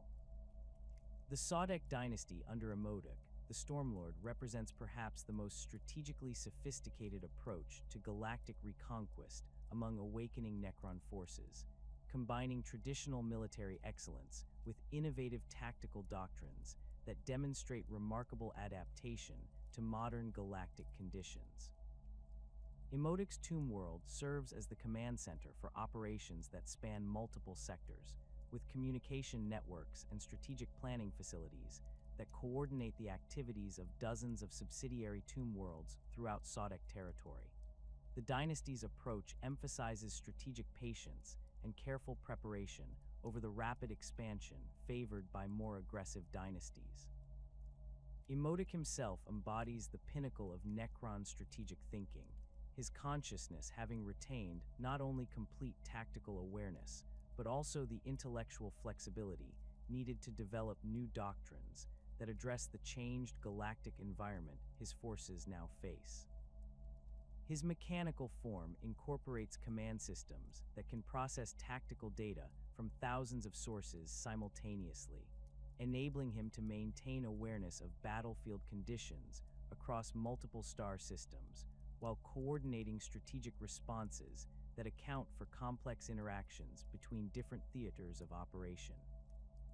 The Stormlord's reputation for tactical brilliance has grown with each successful campaign, establishing him as one of the most formidable military minds among awakening Necron nobility. Strategic planning capabilities within the Sodek dynasty reflect Imodic's emphasis on comprehensive intelligence gathering and careful analysis of enemy capabilities before committing forces to major operations. The dynasty maintains extensive reconnaissance networks that monitor Imperial activities throughout their operational area, identifying strategic vulnerabilities and tactical opportunities that can be exploited through precisely timed interventions. This intelligence-driven approach enables Sodek forces to achieve decisive victories through superior positioning and timing, rather than relying solely on technological advantages or numerical superiority. The dynasty's military doctrine emphasizes combined arms operations that integrate different Necron unit types into cohesive formations capable of adapting to various tactical situations. Sodek forces typically deploy with balanced compositions that include warriors for sustained firepower, immortals for tactical flexibility, and specialized units like Deathmarks and Lichguard for specific mission requirements. This balanced approach enables Sodek commanders to respond effectively to unexpected developments while maintaining the capability to exploit opportunities that might arise during operations. Technological development within the Sodek dynasty focuses on improving coordination and communication systems rather than pursuing exotic weapon technologies or experimental equipment configurations. Their forces employ enhanced command and control systems that enable more precise coordination between different units and formations, while their communication networks provide real-time tactical updates that allow commanders to adapt their strategies based on current battlefield conditions. These improvements prove particularly valuable during complex operations that require coordination between multiple forces operating across extended areas. Fleet operations conducted by the Sodek dynasty demonstrate the same strategic sophistication that characterizes their ground campaigns, with naval engagements that emphasize positioning, timing, and coordination over raw firepower. Sodek tomb ships often operate in formations that maximize their overlapping defensive capabilities while creating multiple threat vectors that force enemy fleets into disadvantageous positions. The dynasty's admirals demonstrate remarkable skill at exploiting enemy tactical mistakes while avoiding the kind of direct confrontations that might result in unnecessary losses. Thanatos serves as a sobering reminder of the catastrophic failures that can occur during tomb world awakening procedures, representing one of the most tragic examples of resurrection gone wrong among documented Necron installations. This world suffered cascading system failures during its initial awakening sequence that resulted in the permanent loss of millions of Necron warriors and the corruption of entire command hierarchies. The tomb complexes beneath Thanatos now stand as haunted ruins, where malfunctioning constructs continue their maintenance routines among the remains of their former masters, creating an eerie tableau of mechanical persistence in the face of ultimate failure. The initial awakening sequence on Thanatos began normally, with Canoptech constructs conducting standard preparation procedures and consciousness reconstruction systems activating according to established protocols. However, critical failures in the quantum processing cores that managed consciousness transfer created cascading errors that corrupted personality matrices throughout entire sections of the tomb complex. Warriors emerged from their crypts as mindless shells, lacking even basic motor function, while lords and overlords suffered personality fragmentation that left them unable to exercise command authority or coordinate awakening procedures. System diagnostics conducted by surviving cryptechs indicate that the failures originated in quantum resonance chambers that had suffered microscopic damage during the Great Sleep, possibly from cosmic radiation exposure or seismic activity that exceeded design tolerances. The damaged chambers created interference patterns that corrupted the delicate quantum patterns used to store consciousness matrices, resulting in personality reconstruction errors that affected thousands of awakening Necrons simultaneously. The cascading nature of these failures meant that each corrupted awakening created additional system stress that increased the likelihood of further malfunctions. Emergency protocols activated by surviving constructs managed to contain the worst effects of the system failures, sealing off affected sections of the tomb complex and implementing alternative awakening procedures for undamaged areas. However, the scale of the catastrophe meant that the majority of Thanatos' Necron population had been permanently lost, with only a few thousand individuals successfully awakening from an original population that numbered in the millions. These survivors now struggle to maintain basic tomb functions while dealing with the psychological trauma of witnessing their civilization's effective extinction. The surviving Necrons on Thanatos have developed unique adaptations to cope with their reduced circumstances, establishing new command structures that account for their limited numbers while maintaining essential tomb functions. Overlords who might normally command millions of warriors now personally lead small formations of survivors, while cryptechs have assumed responsibilities that extend far beyond their traditional roles to include basic maintenance and security functions normally handled by more numerous personnel. These adaptations demonstrate the resilience of Necron consciousness, even in the face of unprecedented disaster. Canoptech constructs on Thanatos continue their maintenance routines with mechanical persistence despite the absence of their former masters, creating surreal scenes where scarab swarms repair and maintain empty crypts, while wraiths patrol corridors filled only with the remains of failed awakenings. The construct's programming prevents them from recognizing the full scope of the disaster, causing them to continue preparing for awakenings that will never occur while maintaining systems that serve no remaining purpose. This mechanical devotion to duty creates an atmosphere of profound melancholy that affects even visiting Necrons from other dynasties. Recovery efforts led by other Necron dynasties have attempted to salvage useful resources and personnel from Thanatos, but the scale of the system corruption makes large-scale restoration impossible with current technology. Some surviving cryptechs have been relocated to other tomb worlds where their expertise can be better utilized, while salvageable equipment and constructs have been redistributed to dynasties that can make effective use of these resources. However, the tomb complexes themselves remain largely abandoned, serving as monuments to the risks inherent in the awakening process and the tragic consequences of system failure on a massive scale. The calculated perfection of the Great Sleep, designed to preserve Necron civilization across geological ages, faces constant threats from forces that the ancient architects never anticipated.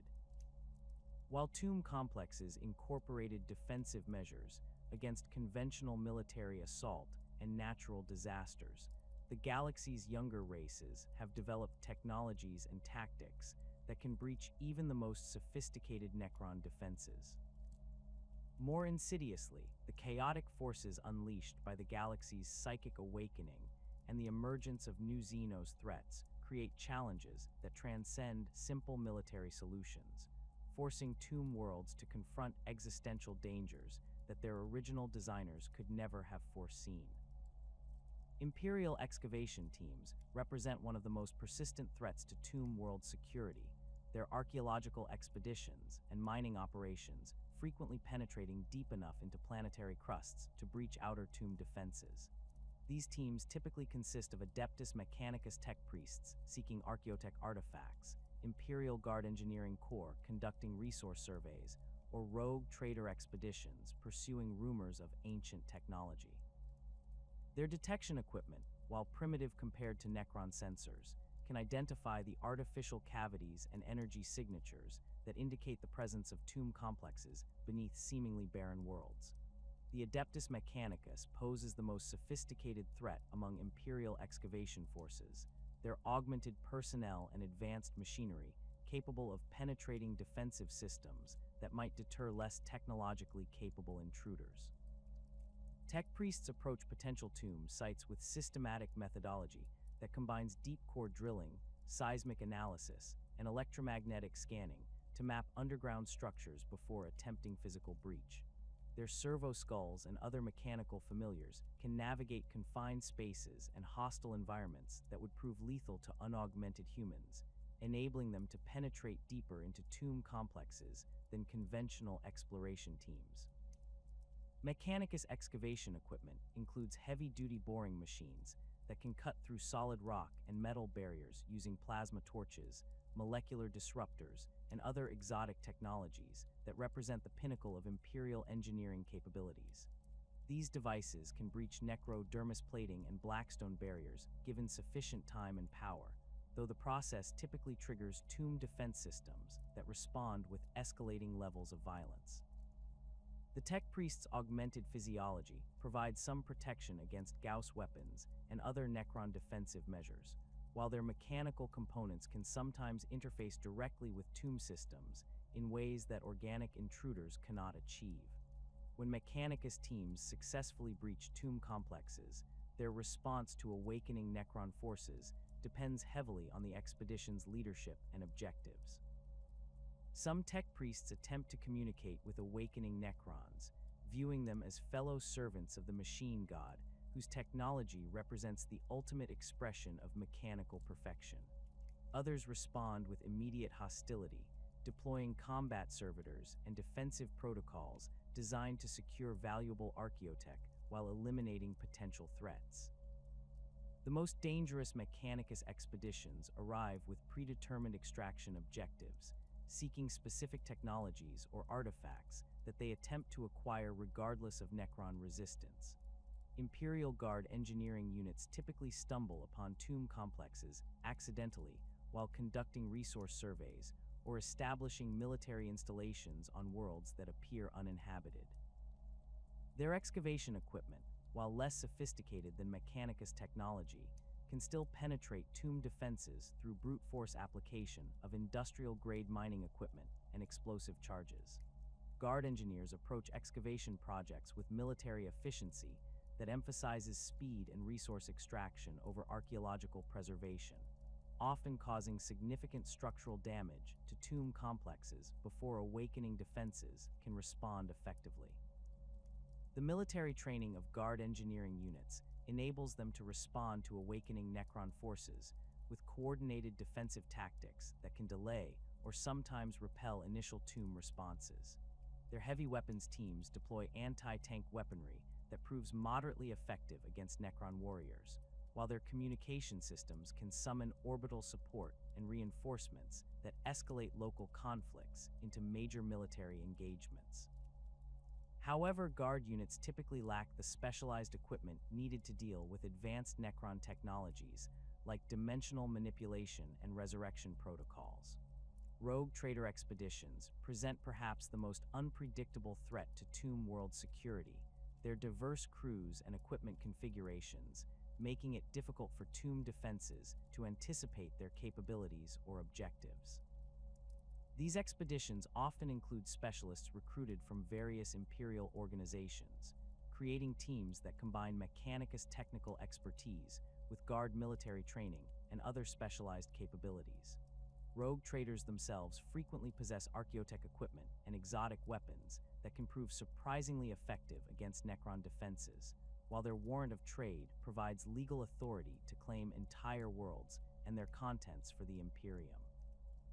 The entrepreneurial nature of rogue trader expeditions means that their response to tomb world discoveries varies dramatically based on the expedition's leadership, resources, and objectives.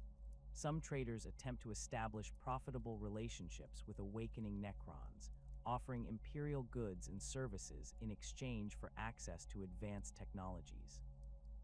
Others view tomb worlds as sources of immense wealth that justify any level of risk or collateral damage required for successful exploitation. The most dangerous rogue trader expeditions arrive with military forces sufficient to conduct sustained campaigns against awakening tomb defenses. Chaos incursions represent a fundamentally different category of threat to tomb world security. Their demonic manifestations and reality warping effects creating challenges that transcend conventional military responses. The psychic storms and warp rifts that accompany major chaos invasions can disrupt the quantum field generators and dimensional stabilizers that maintain tomb complex integrity, causing system failures that compromise stasis protocols and awakening procedures. More insidiously, demonic presence within tomb complexes can corrupt the consciousness matrices that preserve Necron personalities, creating awakening failures that produce insane or corrupted individuals rather than properly restored nobles and warriors. Demonic manifestations within tomb complexes create localized reality distortions that interfere with the precise physical laws that govern Necron technology. Gauss weapons may malfunction when firing through areas of high warp concentration, their molecular disruption effects becoming unpredictable or failing entirely.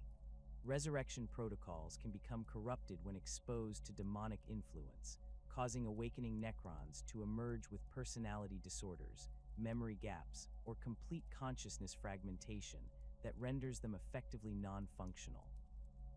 The corruption of tomb systems by chaos influence follows patterns that reflect the specific nature of the demonic forces involved. Cornate demons create fields of rage and violence that can override Necron loyalty programming, causing awakening warriors to turn against their commanders or engage in senseless destruction that serves no tactical purpose. Tzeentchian influence manifests as system malfunctions that appear random, but follow subtle patterns designed to maximize confusion and strategic disadvantage.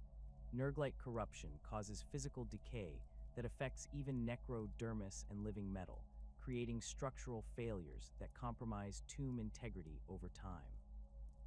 Slaaneshi corruption proves particularly insidious within tomb complexes, as it targets the consciousness matrices that preserve Necron personalities rather than their physical systems. Awakening Necrons exposed to Slaaneshi influence may emerge with enhanced emotional responses that their mechanical bodies cannot properly process, creating psychological instabilities that manifest as erratic behavior, obsessive compulsions, or complete personality breakdown. The precision and discipline that characterize proper Necron military organization become impossible to maintain when personnel suffer from these consciousness corruptions. Demon engines and possessed war machines present unique challenges for tomb defenses, their combination of mechanical systems and demonic possession creating enemies that resist both conventional weapons and anti-demon measures. These entities can interface with tomb systems in ways that pure demons cannot achieve, potentially gaining control of defensive installations or manufacturing facilities that they then turn against the tomb's defenders. The mechanical components of demon engines provide some resistance to Gauss weapons, while their demonic aspects make them immune to many technological countermeasures.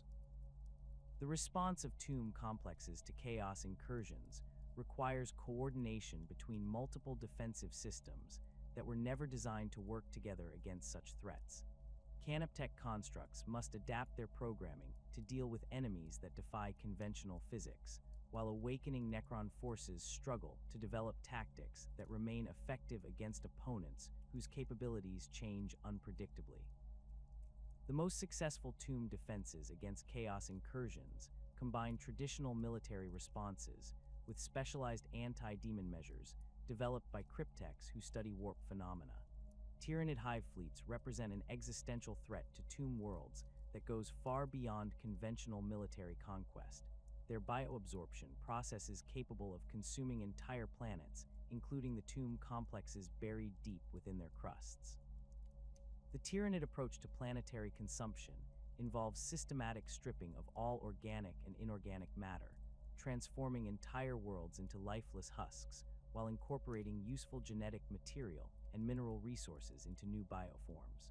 This process threatens not only awakening Necron populations, but also the tomb complexes themselves, as Tyranid digestion pools can dissolve even necrodermis and blackstone given sufficient time and enzymatic concentration. Hive fleet advance organisms typically arrive at tomb worlds long before the main swarm, their purpose being to assess planetary defenses and resources while establishing preliminary digestion sites. These scout organisms can penetrate deep underground through natural cave systems, or by creating new tunnels using specialized boring bioforms that secrete powerful acids capable of dissolving rock and metal barriers. When these scouts encounter tomb complex outer defenses, their reports trigger the deployment of specialized consumption organisms designed to breach underground installations and extract their contents for processing. The bioabsorption process employed by Tyranid consumption organisms poses unique challenges for tomb world defenders, as conventional weapons prove largely ineffective against enemies that can regenerate from virtually any damage while adapting their biological systems to resist specific attack methods. Gauss weapons that strip matter at the molecular level find their effectiveness reduced against bioforms that can rapidly regenerate destroyed tissue using available organic matter. Even more problematically, Tyranid organisms can incorporate necrodermis and other exotic materials into their biological matrices, creating hybrid biomechanical forms that combine Tyranid adaptability with Necron technological advantages. Tyranid consumption of tomb complexes follows systematic patterns that prioritize the extraction of useful materials while neutralizing defensive capabilities. Specialized bioforms target power generation systems and communication networks first, attempting to disable tomb defenses before they can coordinate effective resistance. Other organisms focus on breaching stasis crypts and consciousness storage matrices, seeking to consume or corrupt the quantum patterns that preserve Necron personalities. The most dangerous consumption organisms can interface directly with tomb systems, using biomechanical appendages to access control networks and turn defensive installations against their former masters. The psychological impact of tyrannid consumption on awakening Necrons proves almost as devastating as the physical threat, as these ancient beings witness their carefully preserved civilization being literally digested by creatures they view as primitive biological organisms. The systematic nature of tyrannid consumption, which reduces millions of years of technological achievement to raw biomass within days or weeks, challenges fundamental Necron assumptions about the superiority of mechanical life over organic existence. Some awakening Necrons suffer complete psychological breakdown when confronted with evidence that their immortal civilization can be consumed and forgotten as easily as any organic ecosystem. Hive fleet naval assets pose additional challenges for tomb worlds that attempt to coordinate their defenses with orbital installations and fleet elements. Tyrannid bioships can adapt their biological systems to resist specific weapon types after experiencing them in combat, making sustained engagements increasingly difficult as the creatures develop immunity to Necron weapons. The living nature of Tyrannid vessels also enables them to conduct boarding actions, using specialized organism payloads that can survive in vacuum while seeking to penetrate tomb ship hulls and corrupt their internal systems. The most successful tomb world defenses against tyrannid consumption involve rapid mobilization of all available forces combined with strategic withdrawal to preserve essential personnel and resources. Tomb complexes facing Hive fleet assault typically activate emergency protocols that prioritize the evacuation of key nobles and cryptechs, while sacrificing less critical installations to buy time for escape. These evacuations often involve the use of dimensional manipulation technologies to transport personnel and resources to other tomb worlds before the consumption process can reach critical systems. Orcwas present a chaotic but persistent threat to tomb world security, their massive numbers and unpredictable tactics creating challenges that differ significantly from more organized military forces. Orc forces typically arrive at tomb worlds either by accident or because they detect the energy signatures and defensive installations that indicate potential for large-scale warfare.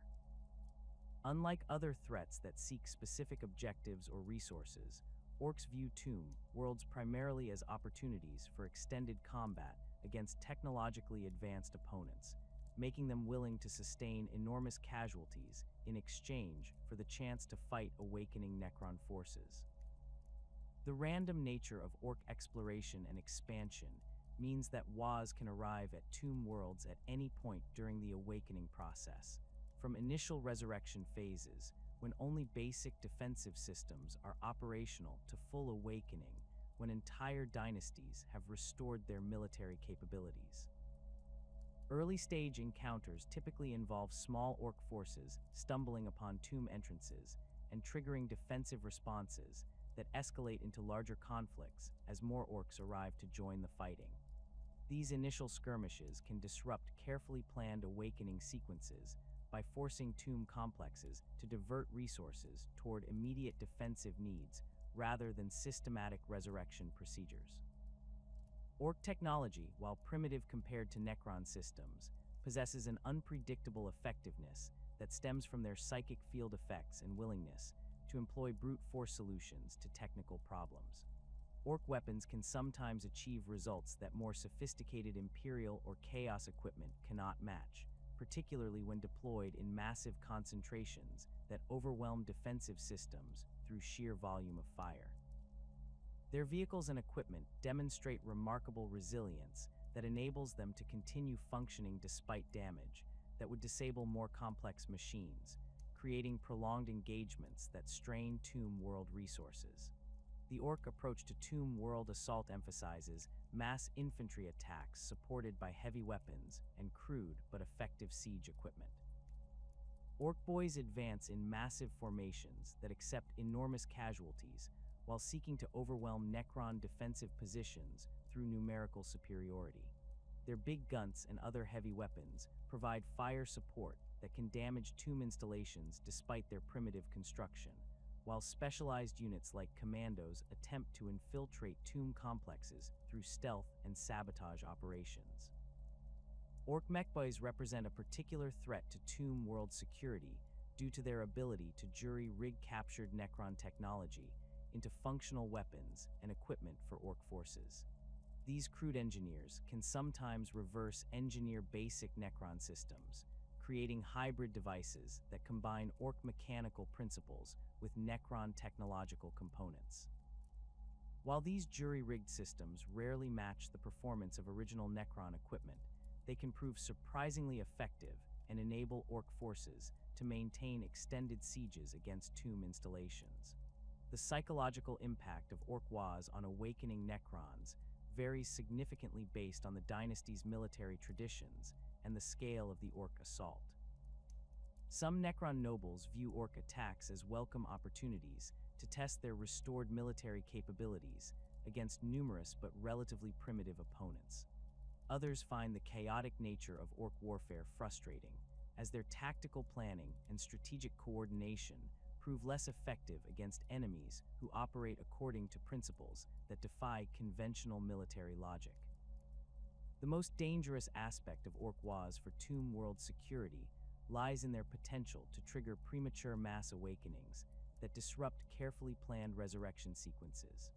Orc assaults can force tomb complexes to activate emergency protocols that bring entire legions online simultaneously rather than following the gradual awakening procedures that ensure proper consciousness reconstruction and command hierarchy restoration. These emergency awakenings often result in higher rates of personality corruption and system failure, creating long-term problems that persist long after the immediate Orc threat has been eliminated. Orc occupation of tomb world surface installations can create persistent security problems that complicate normal tomb operations for extended periods. Orc forces demonstrate remarkable tenacity when establishing defensive positions, creating crude but effective fortifications that can resist Necron attempts at reclamation. Their ability to scavenge materials and construct new weapons from available resources means that even small Orc forces can maintain resistance for months or years, while reinforcements arrive from other parts of the Wa. The interaction between different threat types creates compound challenges that exceed the sum of their individual dangers, as tomb worlds may face simultaneous assault from multiple enemy forces with conflicting objectives and incompatible technologies. Imperial excavation teams operating during chaos incursions must contend with both awakening Necron defenses and demonic manifestations, while Tyrannid consumption processes can be disrupted by Orc Waz that view the bioforms as additional enemies to fight rather than environmental hazards to avoid. The return of Zarek, the Silent King, from his self-imposed exile in the galactic void marked a pivotal moment in the awakening of Necron civilization.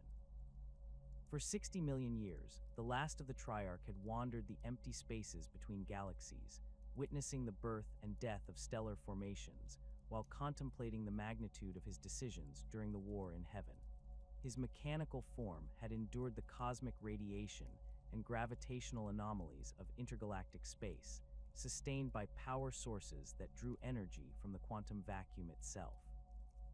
The isolation had preserved not only his physical integrity, but also his complete consciousness, unmarred by the degradation that affected some awakening Necrons who had spent the Great Sleep in less stable conditions.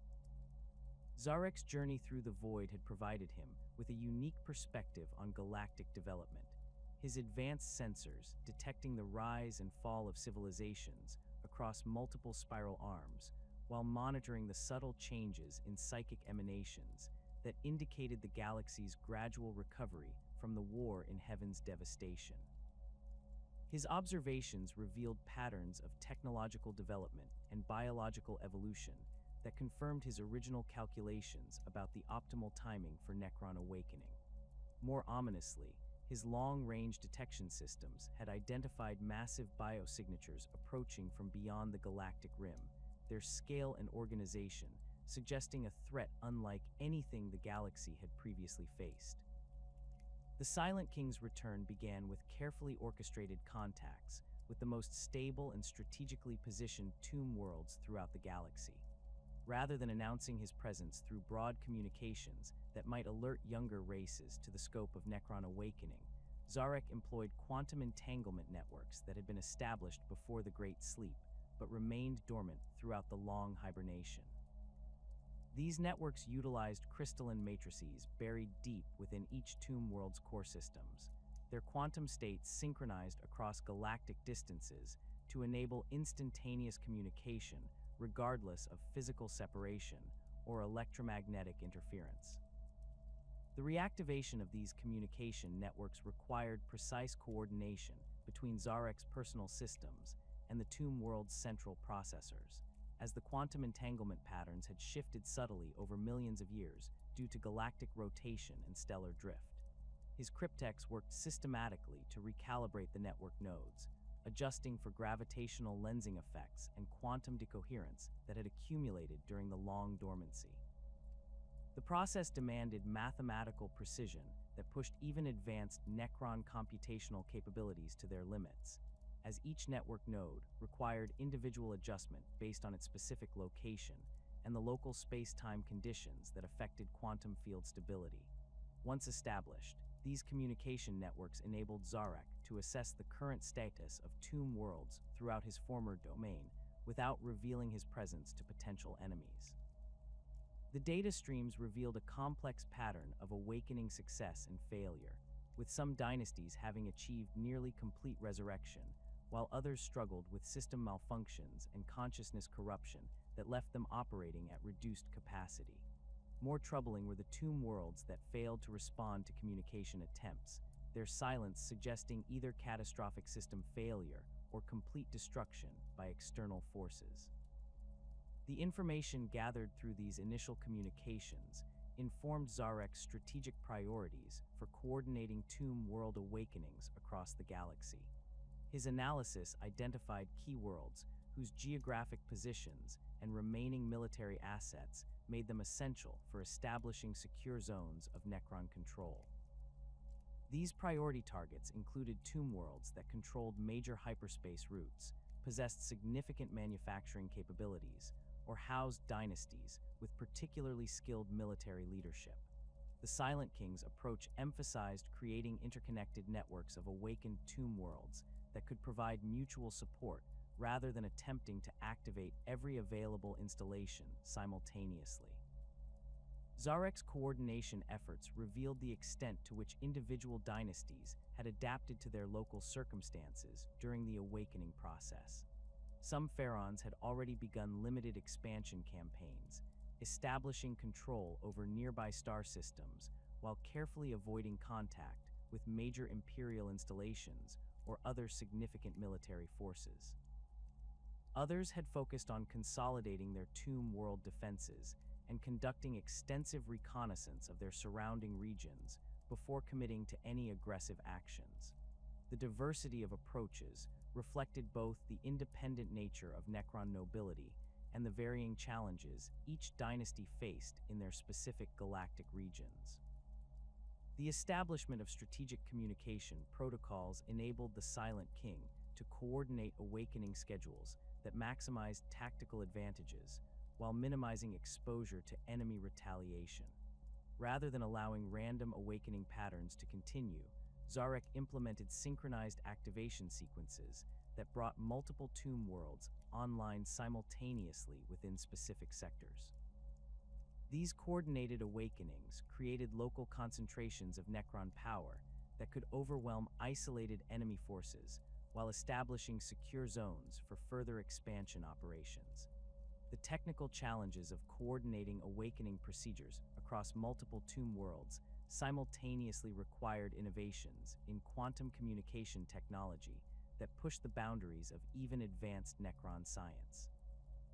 Zarek's cryptex developed new protocols that could synchronize consciousness reconstruction procedures across interstellar distances, ensuring that awakening nobles would emerge with current intelligence about galactic conditions and coordinated strategic objectives.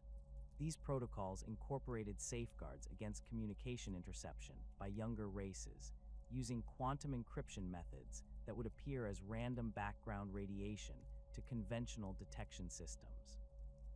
Priority awakening sequences focused on tomb worlds that possessed intact command structures and significant military assets, as these installations could provide the foundation for larger strategic operations. The Silent King's analysis identified specific dynasties whose pharaohs and overlords had retained complete consciousness during the Great Sleep, making them capable of immediate strategic coordination without requiring extended rehabilitation periods. These priority awakenings created a network of experienced commanders who could oversee the resurrection of less stable tomb worlds while coordinating defensive preparations against potential threats. The coordination of fleet assets presented particular challenges, as many tomb worlds had awakened to find their orbital installations damaged or destroyed by cosmic events during the Great Sleep. Zarek's strategic planning incorporated assessments of remaining naval capabilities, identifying tomb worlds with intact shipyards and manufacturing facilities that could support fleet reconstruction efforts. The Silent King's own flagship, a massive tomb ship that had accompanied him during his exile, served as a mobile command center that could coordinate fleet operations across multiple sectors while providing technical support for shipyard reactivation projects. Manufacturing coordination became a crucial aspect of Zarek's strategic planning, as the varied awakening schedules had left some tomb worlds with surplus production capacity, while others struggled with equipment shortages that limited their operational capabilities. The Silent King implemented resource-sharing protocols that redistributed manufacturing output according to strategic priorities, ensuring that critical installations received the equipment and constructs needed for effective operations. These coordination efforts revealed the remarkable resilience of Necron industrial systems, as automated factories had continued producing basic equipment throughout the Great Sleep despite the absence of conscious oversight. The integration of awakening tomb worlds into coordinated strategic networks required careful attention to the political dynamics that had shaped Necron civilization before the Great Sleep. Ancient rivalries between dynasties could potentially undermine cooperative efforts, while territorial disputes dating back millions of years might resurface as awakening nobles sought to reclaim their ancestral domains. Zarek's approach emphasized practical cooperation over historical grievances, establishing command structures based on current capabilities and strategic requirements rather than traditional hierarchical relationships. Regional command centers emerged from the Silent King's coordination efforts, with particularly stable and well-equipped tomb worlds serving as strategic hubs that could direct operations across multiple sectors. These command centers incorporated enhanced communication systems and strategic planning facilities that enabled real-time coordination of military operations across vast distances. The regional commanders selected for these positions demonstrated both tactical competence and the political skills needed to coordinate effectively with nobles from other dynasties who might traditionally view them as rivals or subordinates. The Silent King's warnings about approaching Tyranid hive fleets provided a unifying threat that helped overcome traditional dynastic rivalries and territorial disputes. His detailed observations of the biosignatures approaching from beyond the galactic rim painted a picture of an enemy unlike anything Necron civilization had previously encountered. Unlike the Old Ones and their client races, who had sought to reshape the galaxy according to their vision, the Tyranids appeared to view all existing life as nothing more than biomass to be consumed and incorporated into their expanding swarms. Intelligence analysis conducted by Zarek's cryptex revealed the systematic nature of Tyranid expansion, with hive fleets following predictable patterns that consumed entire star systems while leaving nothing behind but lifeless husks stripped of all organic and inorganic matter. The scale of this threat dwarfed the challenges posed by individual imperial sectors, or orquas, as the approaching swarms possessed the capability to consume the entire galaxy if left unchecked. More troubling still, preliminary analysis suggested that Tyranid bioabsorption processes could potentially consume even Necron tomb worlds, dissolving necrodermis and blackstone structures given sufficient time and enzymatic concentration. The unified response protocols developed by the Silent King emphasized the need for coordinated defensive strategies that could leverage the full technological capabilities of awakening Necron civilization. Rather than allowing individual dynasties to face the Tyranid threat in isolation, Zarek proposed strategic coordination that would concentrate Necron forces at key defensive positions, while maintaining the flexibility needed to respond to the unpredictable nature of Hive fleet assault patterns. These protocols incorporated lessons learned from previous encounters with Tyranid scout organisms, emphasizing the importance of preventing the establishment of bioabsorption sites that could support larger swarm concentrations. Strategic planning for anti-Tyranid operations revealed the unique advantages that Necron technology could provide against biomechanical enemies.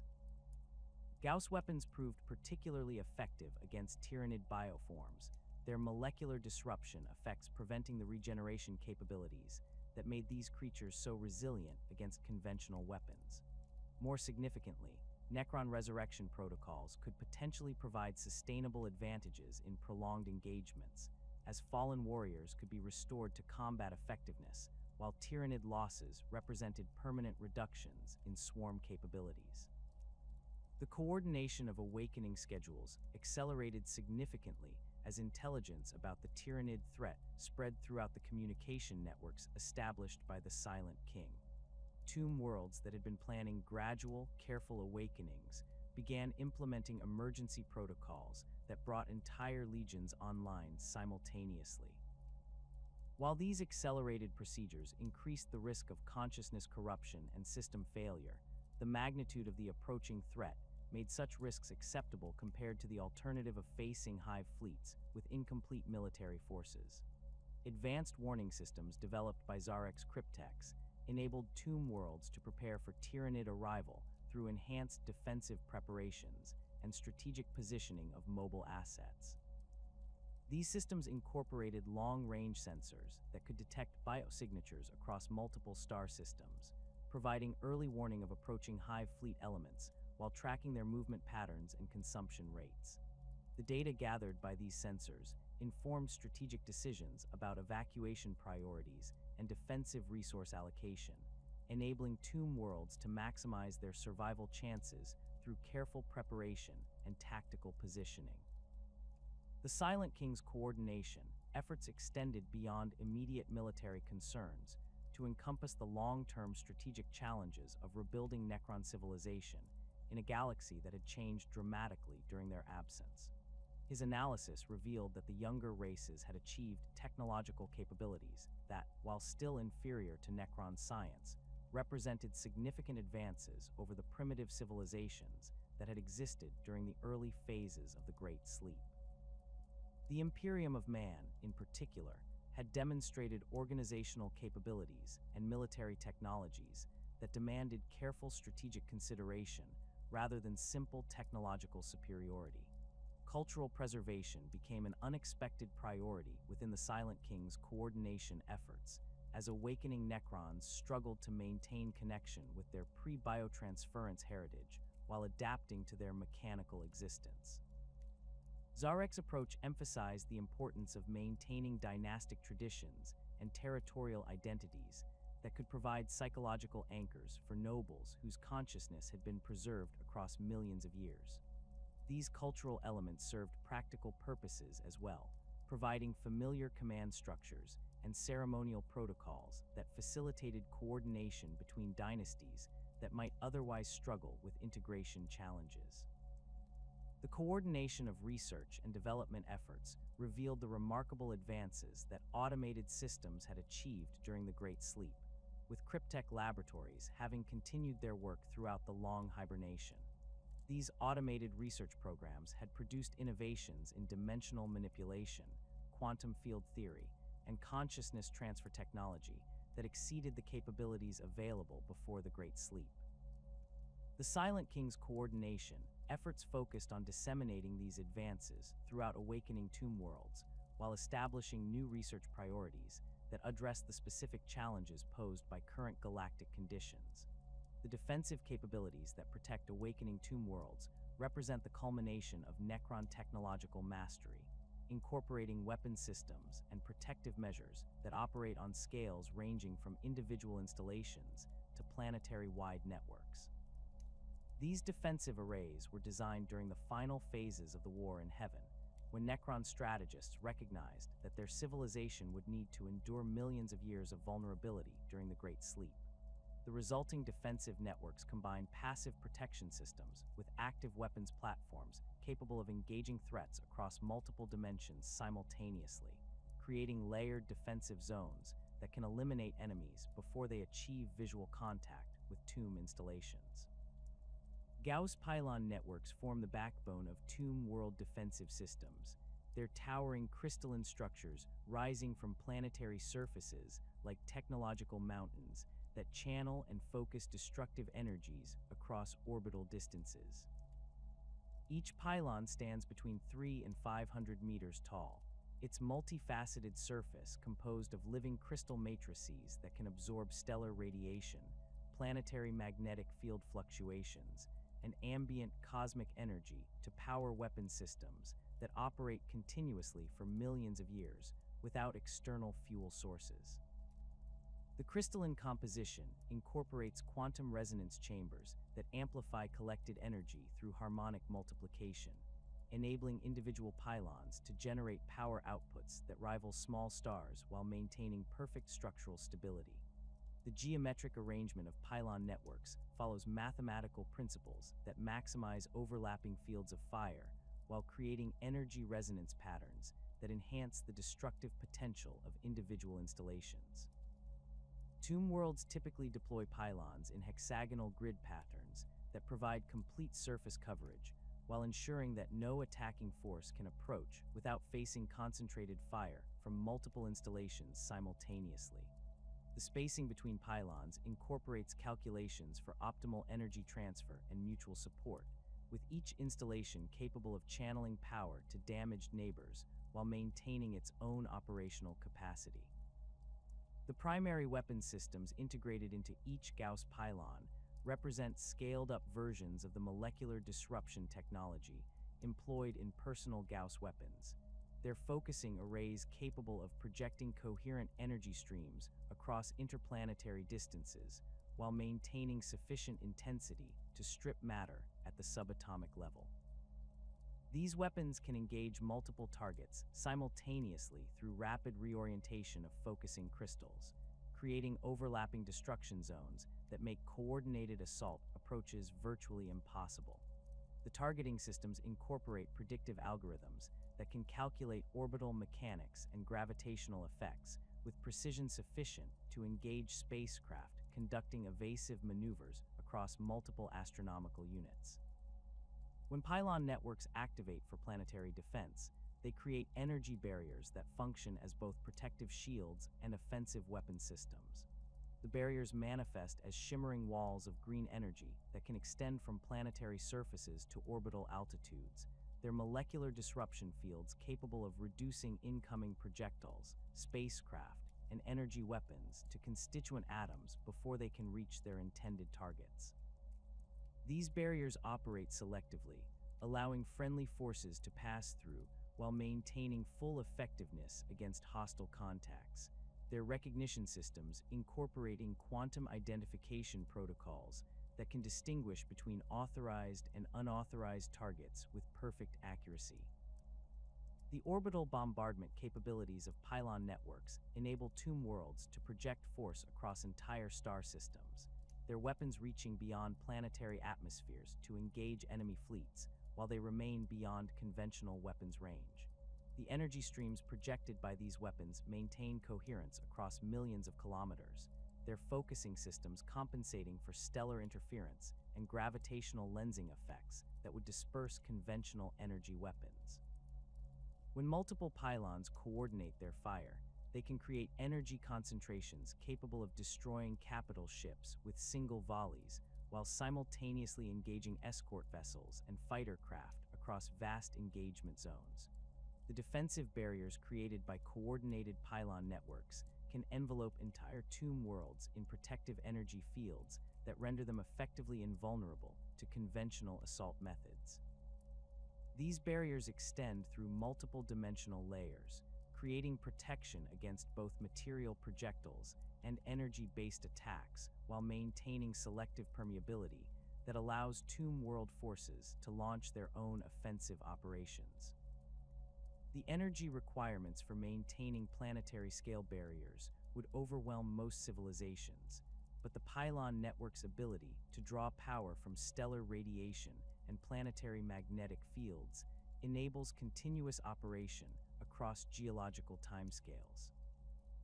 Dolmen gates represent the most sophisticated transportation technology deployed by tomb worlds, their dimensional manipulation capabilities enabling instantaneous travel between distant locations while bypassing the conventional limitations of space-time.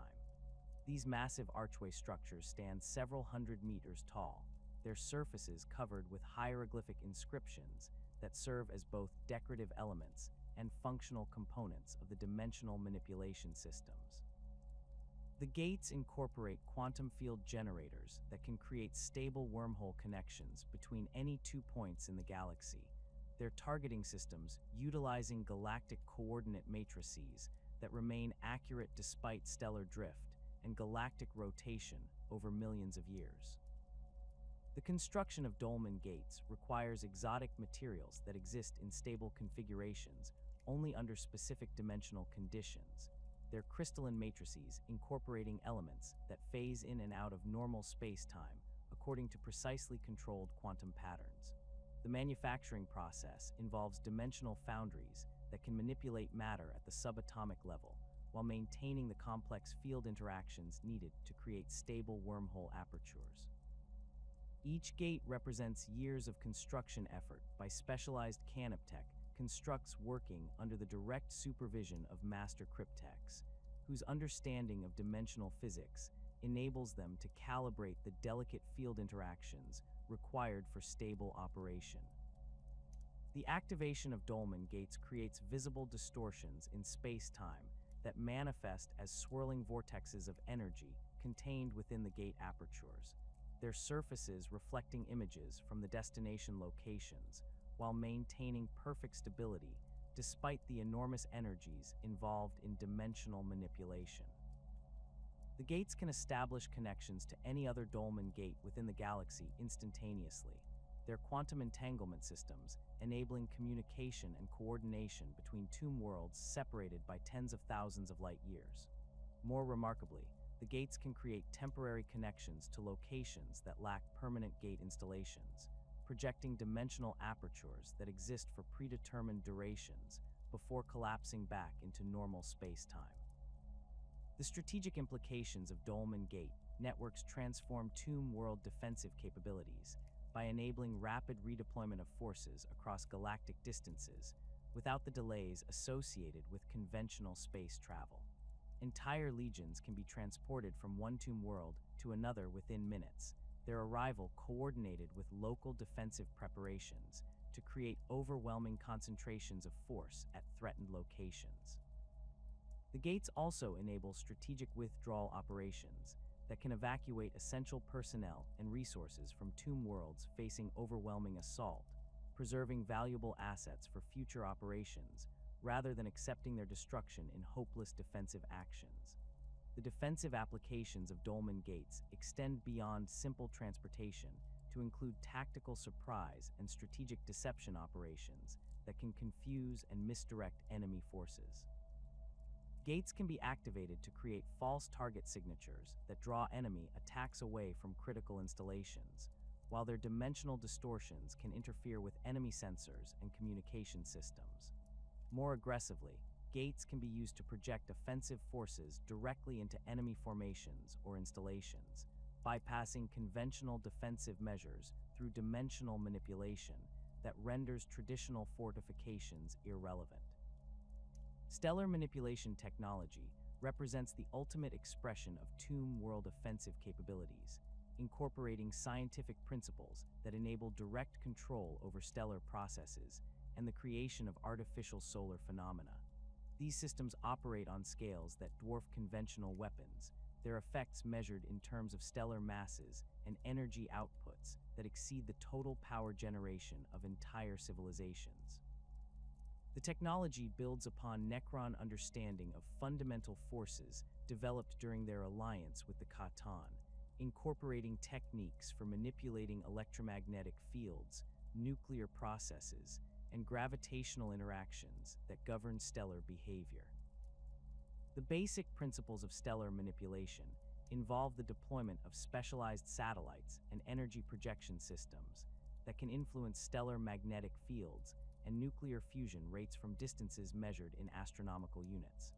These systems create artificial solar flares and coronal mass ejections that can be directed toward specific targets, delivering energy concentrations equivalent to multiple stellar outputs focused into relatively small areas. The targeting systems incorporate calculations for stellar mechanics and orbital dynamics that enable precise delivery of solar phenomena to designated coordinates despite the enormous distances and time delays involved. More sophisticated applications of stellar manipulation technology enable tomb worlds to create artificial stars and stellar phenomena that serve both offensive and defensive purposes. Artificial stars can be positioned to provide power sources for tomb installations, while creating gravitational effects that influence spacecraft navigation and orbital mechanics throughout entire star systems. These artificial stellar bodies incorporate controlled fusion processes that can be adjusted to produce specific energy outputs and spectral characteristics, enabling tomb worlds to create customized stellar environments that optimize their defensive and operational capabilities. The weaponization of stellar phenomena enables tomb worlds to project destructive effects across interstellar distances, their artificial solar flares and stellar winds capable of disrupting enemy operations throughout multiple star systems simultaneously. Coronal mass ejections can be directed to interfere with enemy communication systems and navigation equipment while delivering radiation doses that prove lethal to organic crews and damaging to electronic systems. More dramatically, stellar manipulation can create nova-like events that release enormous amounts of energy in directed patterns, effectively turning entire stars into weapons platforms that can engage targets across multiple light years. The defensive applications of stellar manipulation include the creation of stellar barriers and energy fields that can protect tomb worlds from large-scale assault operations. Artificial stellar winds can be generated to create particle streams that interfere with incoming projectiles and energy weapons, while providing early warning of approaching enemy forces.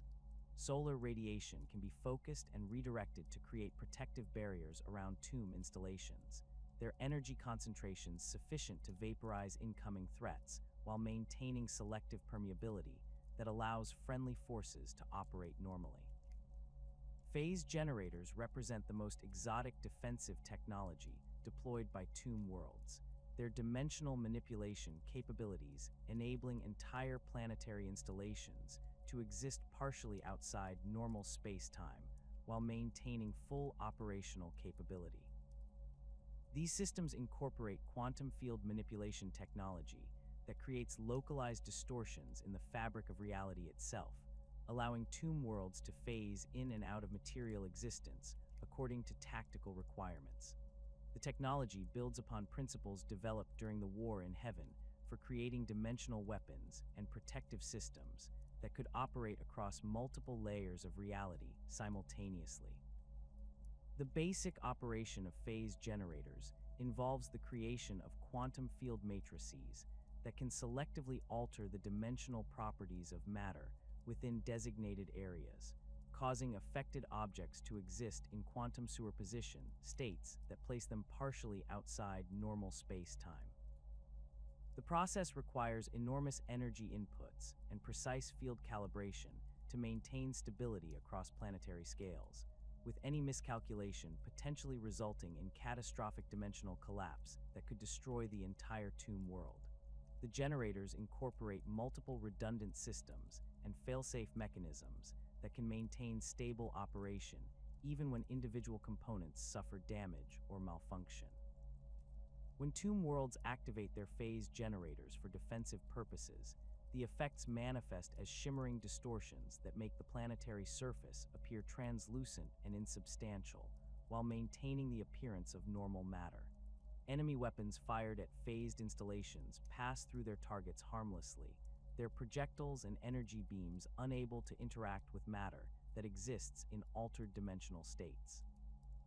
The phasing effect operates selectively, allowing tomb world defensive systems to engage enemies while remaining immune to return fire, creating tactical advantages that render conventional assault methods completely ineffective. The strategic implications of phase generator technology enable tomb worlds to survive threats that would otherwise result in their complete destruction, their ability to exist outside normal space-time, providing ultimate protection against overwhelming enemy forces. Tomb worlds facing tyrannid consumption or chaos corruption can phase out of normal reality until the threats pass, their installations remaining safely preserved in dimensional isolation while maintaining the capability to monitor external conditions and coordinate with other tomb installations. The technology also enables strategic deception operations, as phased tomb worlds can appear to be destroyed or abandoned while actually maintaining full operational capability in altered dimensional states. The coordination between different defensive systems creates synergistic effects that multiply the protective capabilities available to tomb worlds beyond the sum of their individual components. Gauss pylon networks can channel energy through dolmen gates to create defensive barriers at remote locations, while stellar manipulation systems can provide power sources for phase generators operating across multiple tomb installations simultaneously. The integration of these technologies creates defensive networks that can adapt to changing threat conditions while maintaining multiple layers of protection against different types of assault. The automation systems that control tomb world defenses incorporate artificial intelligence capabilities that enable autonomous operation during extended periods when conscious Necron oversight may not be available. These systems can assess threat conditions, activate appropriate defensive measures, and coordinate responses across multiple installations while maintaining communication with awakening tomb complexes and allied forces. The automation includes learning algorithms that can adapt defensive strategies based on enemy tactics and weapons effectiveness, ensuring that tomb world defenses continue to evolve and improve even during prolonged siege conditions. The awakening tomb worlds across the galaxy represent more than isolated resurrections of ancient powers. They form the foundation of a coordinated expansion that threatens to reshape the balance of galactic civilization. Each successfully awakened dynasty adds another node to an expanding network of Necron control, their combined influence growing exponentially as communication networks reconnect territories that once formed the heart of their ancient empire. The gradual nature of this expansion masks its true scope from younger races who perceive individual tomb world awakenings as isolated threats rather than components of a galaxy-spanning resurrection that could ultimately restore Necron dominance over the stars. The strategic positioning of tomb worlds across the galaxy reflects the careful planning that preceded the Great Sleep, with major installations controlling key hyperspace routes and resource-rich systems that enable sustained military operations. As these worlds awaken and establish contact with neighboring dynasties, they create overlapping zones of influence that can support coordinated campaigns across multiple sectors simultaneously. The Mefrit dynasty's expansion from Mandragora demonstrates this principle in action, their systematic conquest of surrounding systems creating a foundation for operations that extend far beyond their original territorial boundaries. Imperial strategic analysts who have studied Necron expansion patterns identify a disturbing trend toward coordinated operations that suggest central command authority operating across vast distances. The simultaneous awakening of multiple tomb worlds within the same galactic region, combined with precisely timed military operations that exploit Imperial defensive weaknesses, indicates planning capabilities that exceed anything achievable through simple coincidence or local initiative. Intelligence reports from surviving Imperial forces describe Necron attacks that demonstrate detailed knowledge of Imperial military doctrine, supply routes, and communication protocols that could only be obtained through systematic reconnaissance and analysis. The technological advantages that awakening tomb worlds bring to galactic conflicts extend beyond their immediate military capabilities to include manufacturing and research facilities that continue advancing Necron science even during peacetime periods. Cryptech laboratories within tomb complexes have produced innovations in dimensional manipulation, consciousness transfer technology, and exotic physics that surpass the capabilities available before the Great Sleep. These advances propagate throughout the expanding network of awakened dynasties, creating cumulative improvements in Necron military effectiveness that compound with each successful awakening. The resurrection of ancient fleets compounds the military threat posed by awakening tomb worlds, as orbital installations and shipyards that have remained dormant for millions of years begin producing new vessels while restoring existing craft to operational status. Necron tomb ships emerging from these facilities incorporate technological improvements developed during the Great Sleep, their weapon systems and defensive capabilities representing significant advances over the vessels that fought during the War in Heaven. The modular construction principles employed in Necron ship design enable rapid customization for specific mission requirements, creating fleets that can adapt their configurations to counter the tactical doctrines of different enemy forces. The expansion of awakened territory creates logistical advantages that enable sustained military operations across distances that would strain other civilizations' supply capabilities. Necron forces operating from multiple awakened tomb worlds can coordinate their movements to maintain continuous pressure on enemy positions, while rotating units between different theaters to prevent exhaustion and equipment degradation. The dimensional transportation capabilities provided by Dolmen Gate networks enable rapid redeployment of forces between distant battlefields, creating tactical flexibility that allows Necron commanders to concentrate overwhelming force at decisive points while maintaining defensive coverage across their expanding territories. The conflicts between different Necron dynasties over territorial claims and ancient grudges represent one of the most significant challenges facing the expanding Silent Empire, as awakening nobles discover that millions of years of dormancy have not diminished their ambitions or resolved the political disputes that characterized their civilization before biotransference. The rigid hierarchical structure of Necron society, combined with the territorial nature of dynastic authority, creates inevitable friction when expanding spheres of influence overlap, or when ancient rivals encounter each other during awakening operations. The Sodek dynasty's expansion under Imodic, the Stormlord, has already generated tensions with neighboring dynasties whose own awakening schedules bring them into contact with territories claimed by Sotek forces. These disputes often center on star systems that possess strategic value or historical significance to multiple dynasties, their competing claims based on territorial boundaries that existed before the Great Sleep, but may no longer reflect current galactic conditions. The resolution of such disputes requires either diplomatic negotiation between pharaons or military action that can permanently establish control over contested territories. Ancient grudges dating back to the War in Heaven or earlier periods of Necrontyr history continue to influence dynastic relationships despite the passage of 60 million years. Noble houses that harbored resentments over territorial disputes, marriage alliances, or military defeats retain these grievances with mechanical precision, their consciousness preservation systems maintaining emotional responses that might otherwise have faded over such vast timescales. The awakening process sometimes intensifies these historical conflicts, as nobles emerge from stasis to discover that their ancient rivals have achieved more successful resurrections or claim territories that were previously disputed. The competition for resources and strategic positions creates additional sources of conflict between awakening dynasties, particularly when tomb worlds discover that their traditional territories have been occupied by younger races or claimed by rival Necron forces.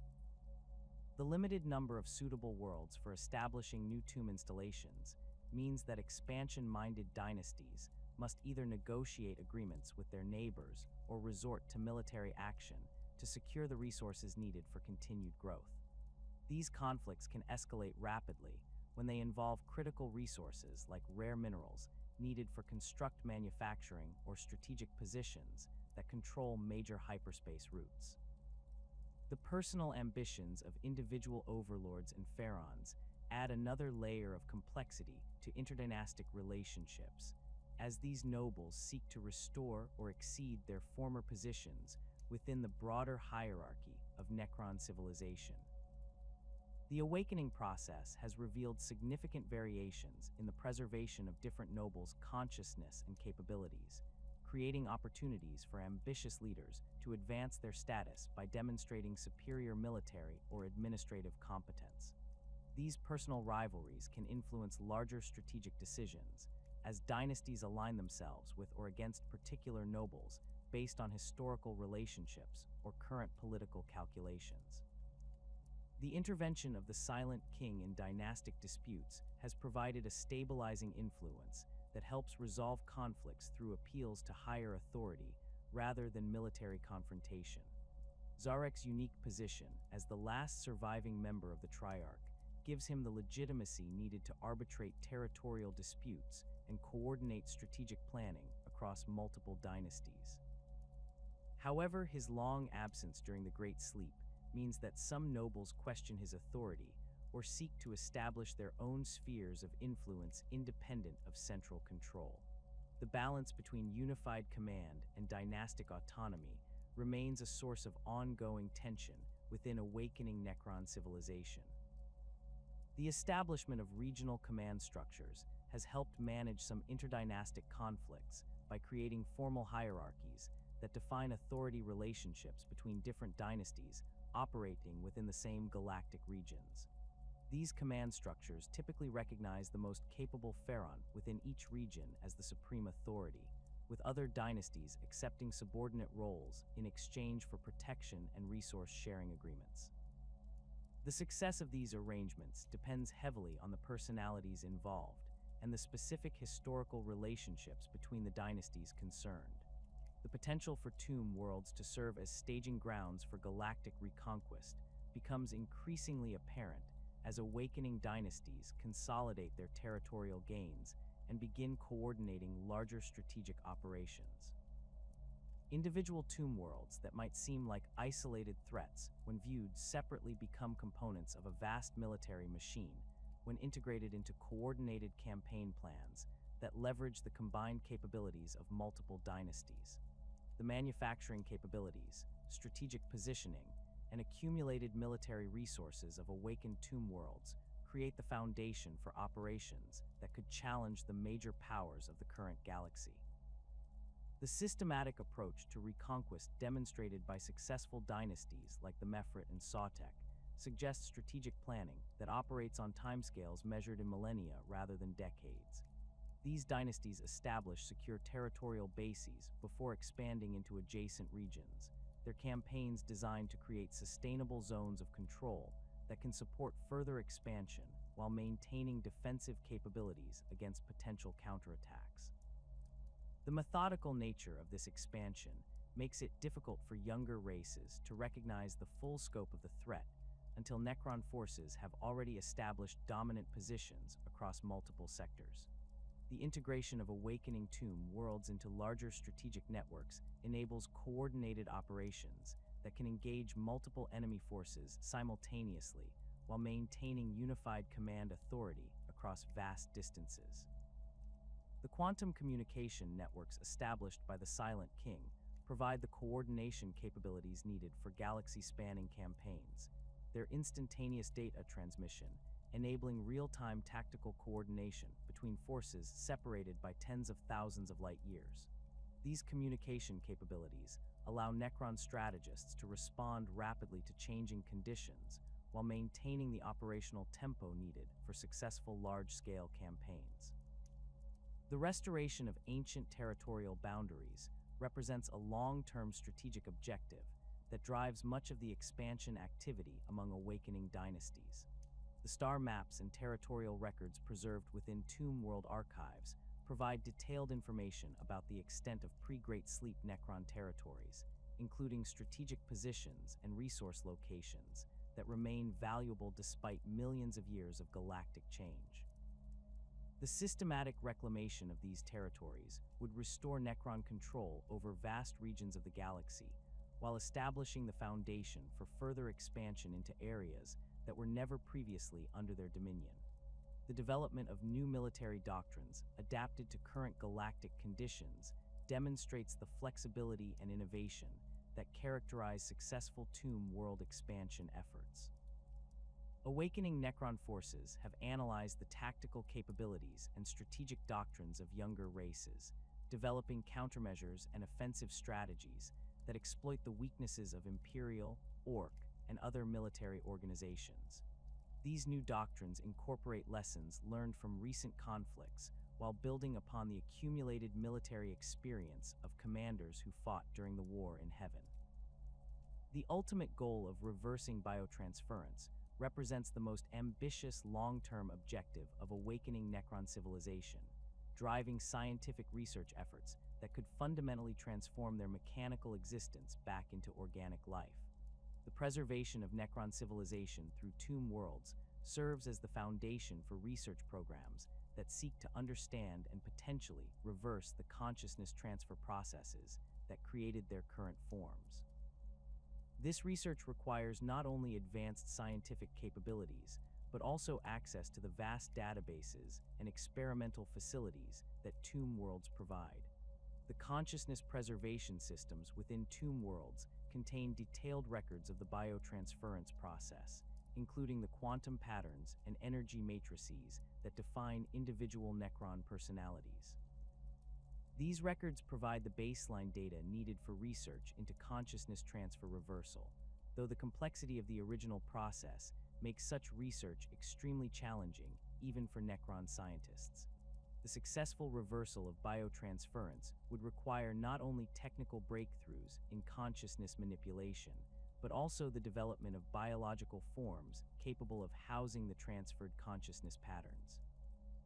Cryptech research programs within Awakening Tomb Worlds have made significant advances in understanding the quantum mechanics of consciousness transfer, their experiments building upon the theoretical foundations established during the original biotransference process. These research efforts have identified potential methods for creating organic bodies that could serve as hosts for transferred Necron consciousness, though the technical challenges involved in such transfers remain formidable. The research also investigates the possibility of partial reversal that might restore emotional capacity and sensory experience without requiring complete biological reconstruction. The preservation of genetic templates within Tomb World archives provides another avenue for biotransference reversal research, as these records contain the complete biological specifications of pre-transformation Necrontier physiology. The genetic information could theoretically be used to reconstruct organic bodies that match the original forms of specific individuals, though the process would require biological manufacturing capabilities that exceed current Necron technological capacity. The development of such capabilities represents a major research priority for cryptechs working on consciousness transfer reversal projects. The role of Tomb Worlds in preserving Necron civilization until biotransference reversal becomes achievable extends beyond simple survival to encompass the maintenance of cultural identity and historical continuity across geological timescales. The cultural archives within tomb complexes contain the accumulated knowledge, artistic achievements, and philosophical traditions of Necrontier civilization, providing the foundation for cultural restoration that could accompany biological reversal. These archives ensure that successful biotransference reversal would restore not just organic life, but also the cultural context that gives that life meaning and purpose. The expansion of tomb world networks creates redundant preservation systems that protect Necron civilization against catastrophic losses that might otherwise threaten their long-term survival. The distribution of consciousness patterns, cultural archives, and technological databases across multiple tomb installations ensures that the destruction of individual worlds cannot eliminate the accumulated knowledge and experience that defines their civilization. This redundancy provides the security needed for long-term research projects while maintaining the capability to continue expansion operations, even if individual dynasties suffer significant losses. The awakening tomb worlds across the galaxy represent both the resurrection of an ancient threat and the foundation for a transformation that could reshape the fundamental nature of life itself. Their expansion creates immediate challenges for younger races, while laying the groundwork for scientific achievements that transcend the boundaries between mechanical and organic existence. The Silent Empire's future depends not only on military conquest, but on the successful integration of awakening dynasties into a unified civilization capable of achieving goals that span millions of years and challenge the basic assumptions about the nature of consciousness and life in the galaxy. As tomb worlds continue their awakening across the stars, they carry with them the accumulated wisdom and ambition of a civilization that chose undeath over extinction and now seeks to transcend even that ultimate sacrifice. The galaxy that witnesses their return may ultimately witness the greatest transformation in the history of life itself, as the Silent Empire pursues its ultimate goal of reclaiming not just their former territories, but their very souls.